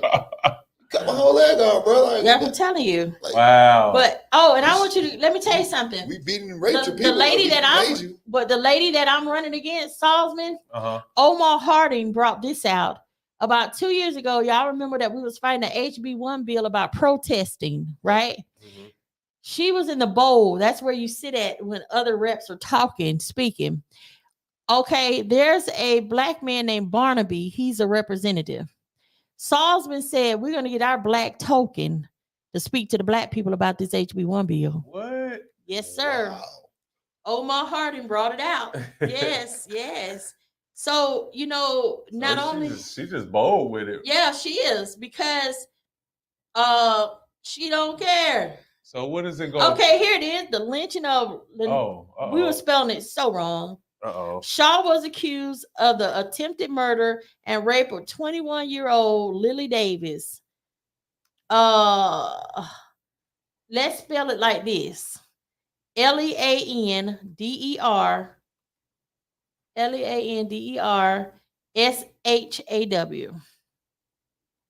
Oh yeah, and that was her grandmother, and they lynched this man racially. Yeah. Oh, wait. What, do we lose it? There he is. Is this him? No. Lynching. Check it first. No. Oh, hold on. Let me just put it in the show. That might be in the first one. What's that first one say? All right, Pensacola. Yeah. It says the lynching of Leonard Shaw occurred near midnight on July 29th, 1908 in Pensacola, Florida. Shaw was accused of the attempted murder and rape of 21-year-old Lily Davis. Shaw, being positively identified by Davis, was arrested and taken to jail on the night of July 29th. An angry mob shot the Escambia County sheriff and hung Leonard Shaw in Plaza Fernand. And then they had the picture of the body. Is that YouTube right there? Let me see that. Let me see that so I can find it. And that was her grandmother, great grandmother. And that's him hanging. They took a picture of him hanging. See, I tell you, I cover receipts, young man. So that's the type of state representative we have. And that's why, but right here, as you can see, if you go down some or up, they got it on, it's on YouTube, because I seen it, I watched it. And it's on I don't know what you can look at, but I Googled that. And if you Google what I have there, so this is the type of representative we have sitting in District 1. Someone, and that's why she made that bill. See what I'm saying? It's right there. Right there. They physically dragged by a mob. And guess what? The mob was her family. So the apple don't fall too far from the tree. So who are you representing? Film, Lily, and Leonardo. I mean, he did a whole blog about it. Right here. It's just, well, I don't know where. I wish they had I gotta find a video of this. I wish they had that. It's a video on, I don't know if it's YouTube or Netflix, but they have a video of it. Maybe if you Google and put Netflix, maybe. I know they have a video because, like I say, Gentry's hit me on it, and I was like, oh my God. We gotta find the video. Yeah, right there, boom. Is that it? Two lynchers killed Pensacola sheriff stuck to his phone. Because that was like. Oh, wait. Historic Pensacola. God, oh. Yeah. And see right here, there it is right there again. They even advertised it that the Ku Klux Klan, which was her family, lynched that man. So I don't know, but I know there is a video of this. I've seen it. A whole PDF file about this. Yeah, it's a whole PDF file about it. That's wild. That is crazy. And that was her family. So, and there it is again down there. List of lynching victims in the United States. It was even right there. And they burnt this man. They didn't just lynch him, they burnt him. Oh man. Downtown Pensacola. Oh yeah, it is there. So I don't know Yeah, I mean, I don't know how you can let your viewers see it. I'm gonna let them see it just like that. I'm about to. A Yeah, century ago, a lynching in Pensacola, a lynching in downtown Pensacola. yeah. It was 109 years ago this week. A violent mob stormed the Escambia County Jail just before midnight, and they shooting the sheriff and a jailer before seizing a black man named Leonard Shaw. This article will discuss the history in which the phenomenon of lynch law is. And do you know that they tried? Do you know she tried to get a co-sponsor for a lynch law? That's what they're saying it. She tried to get a co-sponsor to bring that back, a lynch law, because her family lynched and killed this man in 1908. The mob dragged Shaw through the city streets to Plaza Fernandez. Where is that, y'all? Downtown. That's Plaza Fernandez. Isn't that like right there where they have those markets every weekend? It can't be In called that Palafox? still now, is it? Is it still called this? Yeah, they just had. You remember this year? They had a thing that they went out to Plaza Fernandez to talk about all of the different lynchings that was done there. That's where they used to take black people at in Pensacola, and they would lynch them there, and it would show them there. They would put that on. Plaza Ferdinand. Yeah, It's still legit. it's still legit. They were telling you, What? it's still there. Legit. It's definitely From a lamppost. Yeah, if you see that picture I gave you, they showing him hanging from it. Oh, bro, you know what this is? You know where the lights be with the little waterfall downtown? Yeah. That's the plaza. That's the plaza. That's Yeah. the plaza. See, 21-year-old white named Lily Davis. With a waterfall, that's the plaza. Yeah. So Lily Davis is her grandma? Lily Davis is her great grandmama. Great grandmama. Okay. Is Michelle Salzman's great grandmama. Salzman is her married name, her husband's name. So her last name was Davis. Her last name was Davis. Davis, yeah. Despite the fact that Shaw received no trial, the paper reported his guilt as a matter of fact. Shortly after her husband left for work that morning, Davis was attacked in her. Now, what that sound like to you? That sound like Rosewood. Thank you. Thank you. Possibly the most brutal assault ever to be recorded in the annals of Escambia County. The assailant slit Davis's throat, beat her in the head with a Colt revolver he'd stolen from the home, and fled, the Journal reported. 2 hours later, a sheriff's deputy arrested Shaw near the bridge over Bayou Tahar. Wow. Realizing in an instant he had caught the Negro group, the still bloody knife and stolen revolver were reportedly found on Shaw's person, and he was taken before the hospitalized victim, who positively identified him despite her life-threatening injuries. Davis died 3 days later on August 1st.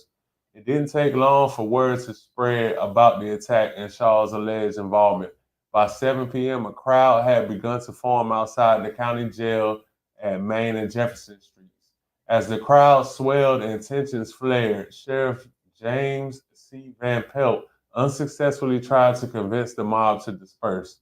"Gentlemen, here I am," reported Van Pelt, as saying, "You can kill me if you want to, but if you get my prisoner, it will be over my dead body.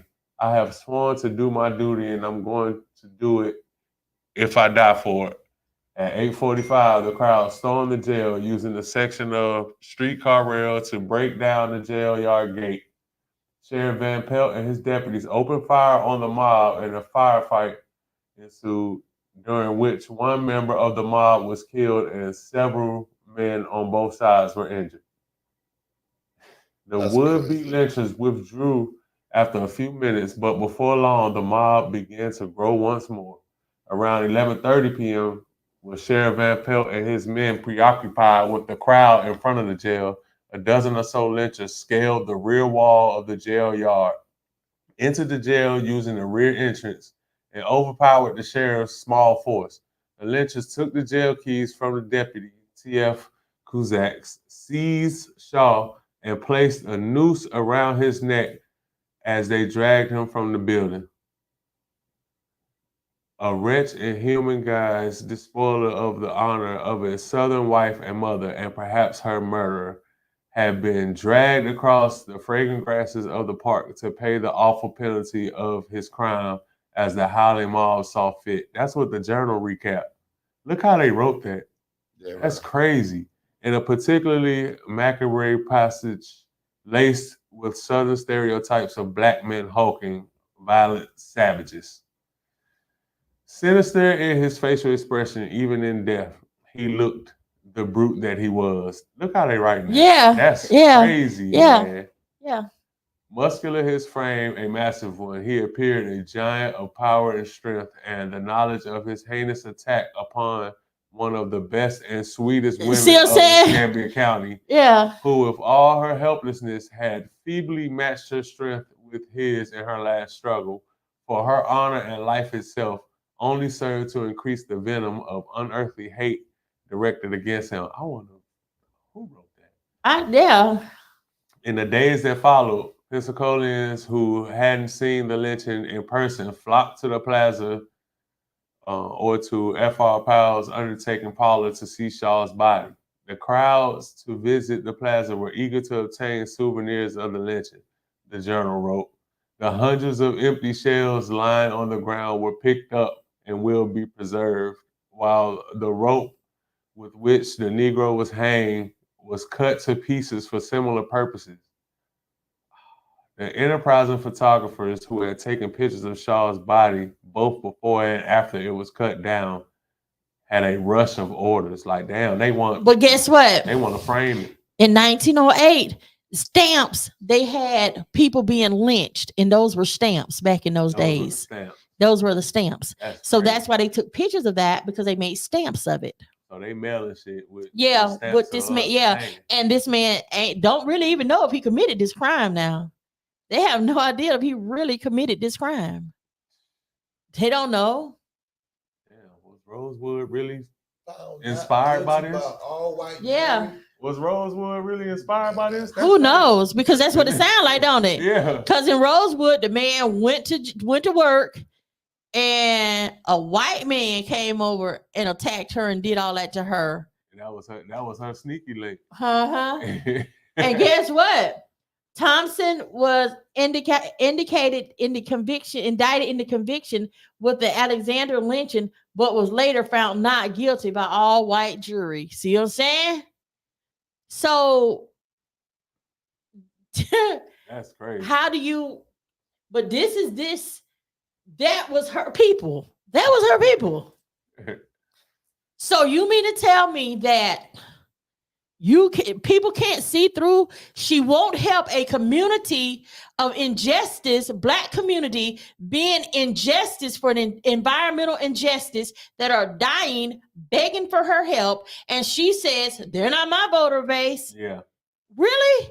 You got the Cantonment community of black people begging for a community center, begging for a park for these children to have a safe haven. And what do she go do? Go build it on the other side of the tracks.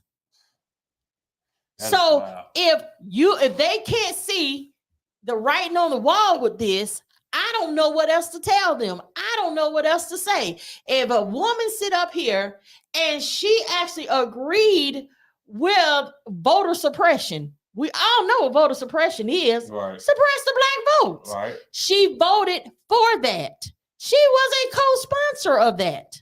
This is crazy. So we are sitting back as a country, as a state, allowing this type of person to sit in a seat in Tallahassee, making laws for our black African-American children, our black African-American families. I mean, and then she agreed about how to teach history. Don't teach black history. They don't need to know that. Black history helped these people. It saved these people.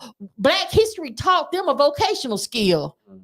Are you crazy? Have you lost your mind? That is stupid as hell. And it upsets me because we're not doing nothing about it. It's American history. I don't even know why it's separated now. It's American history, period. Yeah. There's no American history. How you gonna have Eli Whitney Street in Pace and Cotton Gin Road in Pace and not know that Slavery did this. And not know that Eli Whitney Thank you. invented the cotton gin. Okay, let me tell you something.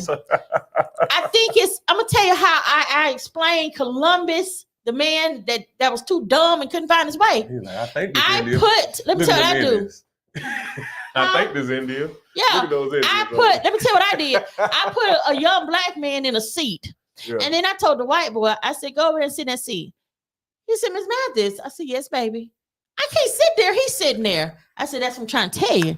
How could he invent something that we had already invented? I ain't discovered that. It had already been discovered. Yeah. It was already there. I said it and I'll say it again. If we do not get up and use our rights and we vote and get these people out of election, I want everybody to get up and go pick their cotton field to work at because that is exactly where they're taking us back. Look, open your eyes. See what they're doing. They don't want that cute little white girl, Becky, knowing the real history of how we treated her black boyfriend's ancestors. Mm-hmm. They don't want their children to say, why did we treat them so bad? They don't want that to happen. Right. I think that's what's happening. It's ridiculous. The grandkids are mixed, and now that's they're it. Like great grandmama was a yes. killer. Great granddaddy was. Yes. The grandkids. Yes. We murdered and killed your people. That's what I'm talking about. So if people cannot see this woman called a genocide on a whole freaking country that we was looking at on TV, where children being dead, flimsy bodies being pulled from rocks, mothers that are carrying babies are dead, but she want to say she's pro-life. No, sugar, you're pro-Michelle. You want what you want, and that's all that it is. And you say these terrible and awful things about people. And then when you get caught up in your shit, then it's, I didn't know that's what we were talking about. Wow. So let me tell you about that. Either you're too stupid and dumb to be sitting in that seat you're sitting in, or you just don't give a damn. And I'm going to tell you, I think it's both. Damn. And I'm not going to lie about it. Because who are you to say kill them all? This is when Nixon was standing up begging to cease fire on Gaza. Everybody knew what this lady was talking about. Everybody in there was crying tears, knowing that these many people, over 10,000 lives, had already been taken, and more being taken every hour, every 30 minutes. People are just dying. People are in the hospitals trying to get help. Next news you see on TV, the hospital blow up. So that means now they're dead. Right. I mean, and then you say, kill them all. And then when you realize that the whole world. What could she have thought that we were talking about? Thank to say you. Kill them all. Though? Thank you. Like what scenario can you give us? Would kill them all. Would kill them all even be politically correct? Right. We have a person sitting in an office that could care less about human life. Why would we be subjected to have somebody representing us? And it is so embarrassing when I go to other states. Where you from? I don't want to tell you. I don't even want to tell you where I'm from. Yeah. I'm from Florida. Florida man. They be like, what? Do you know that woman that said kill them all? I'm running against her. What? I mean, it is so embarrassing to know that we have a state representative that is making laws that's going to affect our children, our grandchildren, and our great-grandchildren's lives, that is saying kill them all. That's pretty crazy. But yet and still, you want to say that a woman that is pregnant, that could make the decision between a stillborn child in her stomach that is giving her an infection that could kill her. You're saying, we still can't get rid of it, still can't abort it. And you can't. That was on 2021 night. They had a group of ladies talking about that they were on their deathbed because they had such a sickness and illness with a child that they were carrying. And the doctor could do absolutely nothing about it because of the no abortion law that we have. those people, those women were dead. One lady said that she just knew that she was going to die. She went ahead on and got her hair done, planned out her funeral, because she said, I did not want to leave my mother nor my husband to have to plan my funeral. And she said, I thank God that what actually ended up happening, she said that she went to the bathroom and the baby just fell out of her. Oh, man. And they rushed her to the hospital. Then that doctor could help her. Right. Then that doctor could help her. If that baby would not have came out of her, that baby would have killed her, because she had had an infection in her, because that stillborn baby was still inside of her. That's crazy. Yeah. So, women in this state, they should have the right. And I'm not saying I would have an abortion. I'm not saying that. I'm not saying I agree with abortion. I'm saying I don't agree with it. What I am saying is everybody has the right to make a choice. And instead of telling them, no, you can't, let's educate them. Let's go back to education again. Well, doesn't she let's realize educate that would contradict one of her other beliefs if she thinks that somebody should be get the death penalty if they end up in one of those frat party situations? But what if the victim in the frat party situation ends up pregnant? There you go. But you're gonna kill the daddy. Yeah. You're gonna kill the daddy of this child. Yeah. And you're gonna keep the child. Yeah, so it doesn't make sense. That's what I'm trying to tell you. Nah. These laws that this woman is making, it doesn't make sense, but it makes sense to her, because guess what? Just like her family killed that man and didn't even know if he was guilty or not, but that's what she's trying to do again to our black men. Kill them all. Damn. Just like she said. She did it. So she didn't call genocide on that whole town of people. She's called genocide on the black people of Wedgwood with this environmental injustice. And you might well say she's calling genocide on our black men. I mean, just look at it. Yeah. But you got this woman sitting in a seat. You got this woman sitting in a seat making decisions that's going to affect people's lives, and she has shown you where she stand at. She has shown you where she stand on people of color. She's shown you how she feel about black men. She's shown you how she feel about black people in general. You got a community in your district of people that are dying and begging you to shut down these landfills. And the one that we did get shut down was Rolling Hills. Mm-hmm. But guess what? They left all the trash, all the debris. That's what's killing the people, because you're breathing this stuff in. Right. So that's just like me saying, oh, I cleaned up my house, but I left the trash right there in the living room. What the hell? Yeah. That's crazy. That is crazy. But she's not going to close them down because they're putting money in her pocket. And money in her pocket is more important than the lives of the people that she's supposed to be representing. But she said it right here in this paper. They're not my voter base. Right. So why should I care? And you mean to tell me we got a person like that sitting in our capital over a whole district of people? And she's telling you she do not care. Right. I'm going to tell you something. If y'all do not come out and vote, and y'all allow this lady to sit in this seat anymore, don't be calling me. Make sure y'all get out there and vote. Because I am telling you now, your children will not learn their history. They're not going to learn it. We're not able to teach it. And we don't talk about these parents earlier. Mm-hmm. They're not teaching them. Right. So how will they know their culture? How will they know their heritage? Everybody that was black was not drug addicts, was not dope boys, that is not your heritage. Right. That is not your heritage. That is something that came about because guess what? We didn't have the money to bring them drugs into this country. Who you thought brought them to the country? And who you think keep them out there for us to get on these drugs, to split up the families? If you think about it, and I'm gonna close, but if you think about it, when mothers or low-income families go into the projects or go on Section 8, what do they say? Are you married? Mm-hmm. Oh, they gonna make sure there ain't no man. Because guess what? They want to take the man out the equation of the home. Yeah. Because if you don't have a man in that home to raise your child, your sons to become men, they're leaving these single mothers to try to raise a boy to a man.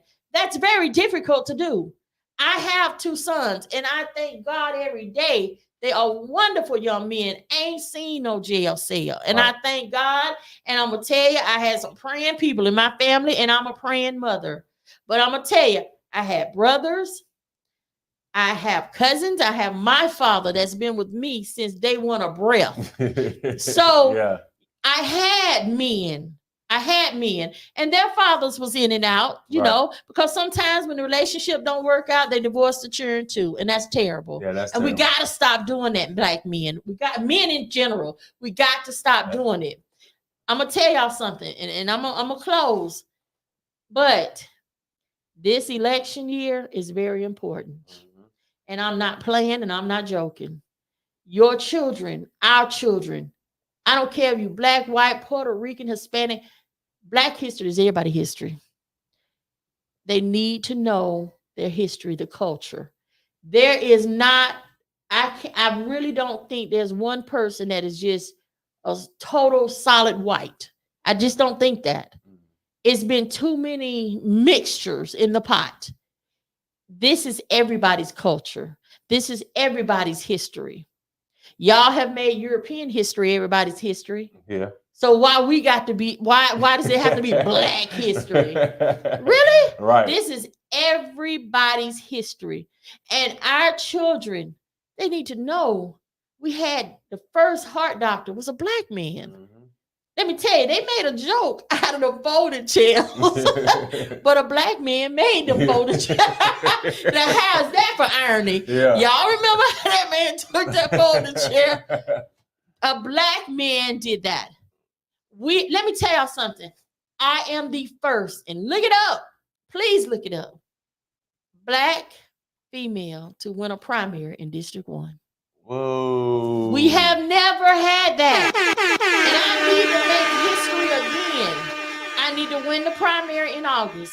And Lord knows I need to get that seat in November. I will be the first black female to sit my behind in that seat, baby. Let's get it. So we need to get out. We need to show out, and we need to get out, and we need to vote. If you are not registered to vote, call me, 708-310-8907. I will personally get you registered to vote. If you don't have a ride to the polls, we're going to work it out. We're going to get some vans, and we can pick people up, and we're going to take you to vote, because let me tell you something. Ain't no excuses. There is no excuses. If you don't care about yourself, care about your children, care about your grandchildren, because I'm telling you now, schools are closing. They want to close Lincoln Park. That's a historical elementary school. Right. They're closing our schools. And let me tell you something real quick about these charter schools. Please don't get mad at me, y'all. I'm so sorry. Close out after this one. I mean, we was talking about schools. So I'm saying, I know everybody wants the best for their children. Right. I want the best for mine. But when you take your children out of these schools and you put them in charter schools, that means fundings leave the public school. Oh, yeah. And now fundings are gone. So when fundings leave your school and you wonder why Cordova Park going on these expensive field trips and all of this, because their kids are still there and they getting the fundings. You're taking your children out, which they want you to do, and make you think, well, hey, we're going to send them to a charter school and we're doing it. No, that money that school should have to do the same thing in our African-American communities, they're not, and they're closing them. And I'm going to tell you something. Some parents had their children to go all the way through private school. And when they graduated, they came to me and said, I want to go in the military. I took them over there and they could not accept them because private school does not have the credits that a regular school have. So they had to go to adult high to get the credits that they need to be able to go into the military. So before you start thinking you're doing something great by your child, putting them in private school, you better think about the college that you want your child to go to, because some colleges does not accept those credits. Yeah, that's So true. that I means, seen that happen. yeah. So that means now your child thinking, oh, I done graduated. Well, you got to do it again. Yeah. Or you got to get the credits that they need you to get. So that means you got to go to adult high, and your child got to go back through this agony again of trying to get these credits so they can go to that college that they want to go to, or they can go into the armed forces. Right. That's not fair to your children. So before, I'm just saying, I'm not knocking private school, I'm not knocking charter, because I get it. You want your children to be around other things and not submitted or subjected to some things that we've already talked about. Right. But it comes down to you. It always starts in the home. It starts in the home.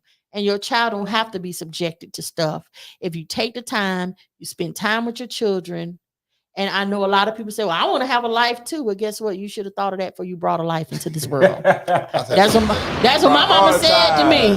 Prioritize. That's right. Yeah. So I want y'all to do me a favor. Before you start private schooling and charter schooling, check to make sure that the college your child want to go to, that they're going to accept that. Check the military, because they may want to go into the armed forces, that they will be able to do the things that they want to do. Because don't discourage your child to become the best that they can be, because you want to seem like you got this status of private school. Right. Let's not do that. But I'm gonna close out. I know I've been on for a while, but everything I talked about was needed, y'all. Oh yeah. And no, if you missed anything, call me, and I'm gonna tell you, you're not gonna get a secretary. You're gonna get me. And if you get my voicemail, I promise you, anybody tell you, I'm gonna call you back. I want you to call me, because I want you to be educated. I want you to have the knowledge, because not only Black people, white people, Puerto Rican, Spanish, we perish for the lack of knowledge. And we make the mistakes that most people make. And we go into these, when it's time to vote, we just go clicking stuff. Do not do that. Right. Because the same judge you click for and say yes could be the same judge that's gonna send somebody down the road that you love for 20 and 30 years, but you didn't take the time to learn these judges. You didn't take the time to learn these state reps or these Congress people. If you need it, call me, because I'm going to answer, and I'm going to give you the answer that you're looking for. If I don't have the answer, I'm going to tell you. I'm going to say, hey, I don't know right now, but give me about 3-4 days. And I promise you, I'll call you back, because I want you to have the knowledge that you need to make the right decision, so you can get the right people in office. Because I don't care how much you march, how much you cuss and fuss. If you don't get the right people in office, you're not going to get what you want, because they're making the laws that is going to determine your future and your children's future too.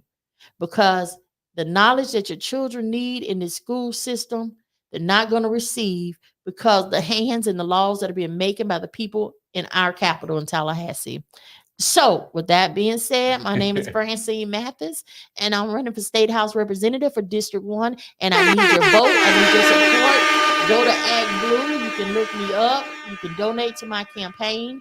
I need $1,718 to get on the ballot. And that's another thing they do to keep our people from running, because they feel like if they put a price on getting on the ballot, you're not going to be able to raise that type of money. You're not going to be able to get that type of money. So that's going to exit you out from being able to run in that election. But if we all come together and we do what we need to do, we can raise the money. We get these people on the ballot. We have several Black candidates this time, and we need to get them on the ballot, and we need to listen to them, and we need to really understand what they're saying. I know that I have talked about African Americans, Black, white, but let me tell you something. We all are one. And because I'm telling you now, there is no per race. I don't care what nobody say. That's a lie. Per race has been gone for a long time. There is no per races. We are all as one. And I want everybody to stop thinking like a plantation and start acting like a nation. And let's get it together. And let's do this thing together.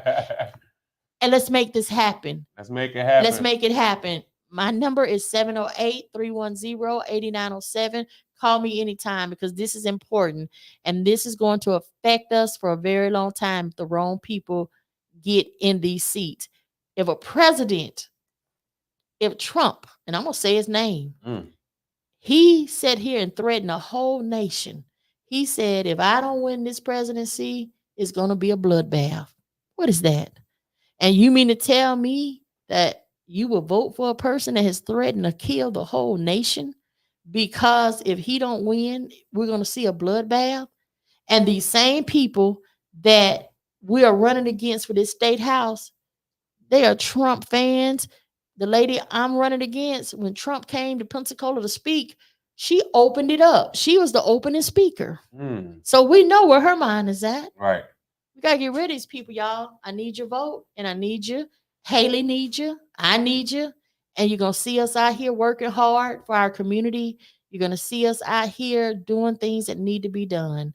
So all I'm asking is that you pitch in and you help us out. I want to thank you for having me on your podcast. No I want problem. to thank you for being D-Lee. here with No me. problem. My co-host, And D-Lee. Yes, sir. I appreciate y'all so much, and I appreciate the ones that's out here watching us.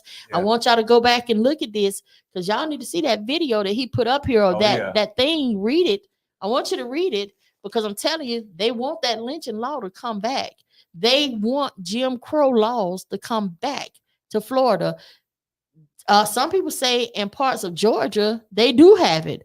I'm not sure of it, but I want to look it up. Man. And I want to talk about it. I'm gonna come back on this show. I like this show. Like this. Yeah. This is I the like Chop it. Up Podcast on a Thursday night. I have my co-host D-Lee in here, and we Yes, had sir. our guest, District 1 House Rep for the Democrats, Franscine Mathis. She came, she dropped a whole bunch of knowledge. Make sure y'all get out there and vote. We need the right people in office. We checking out. See y'all next time. Peace. Peace.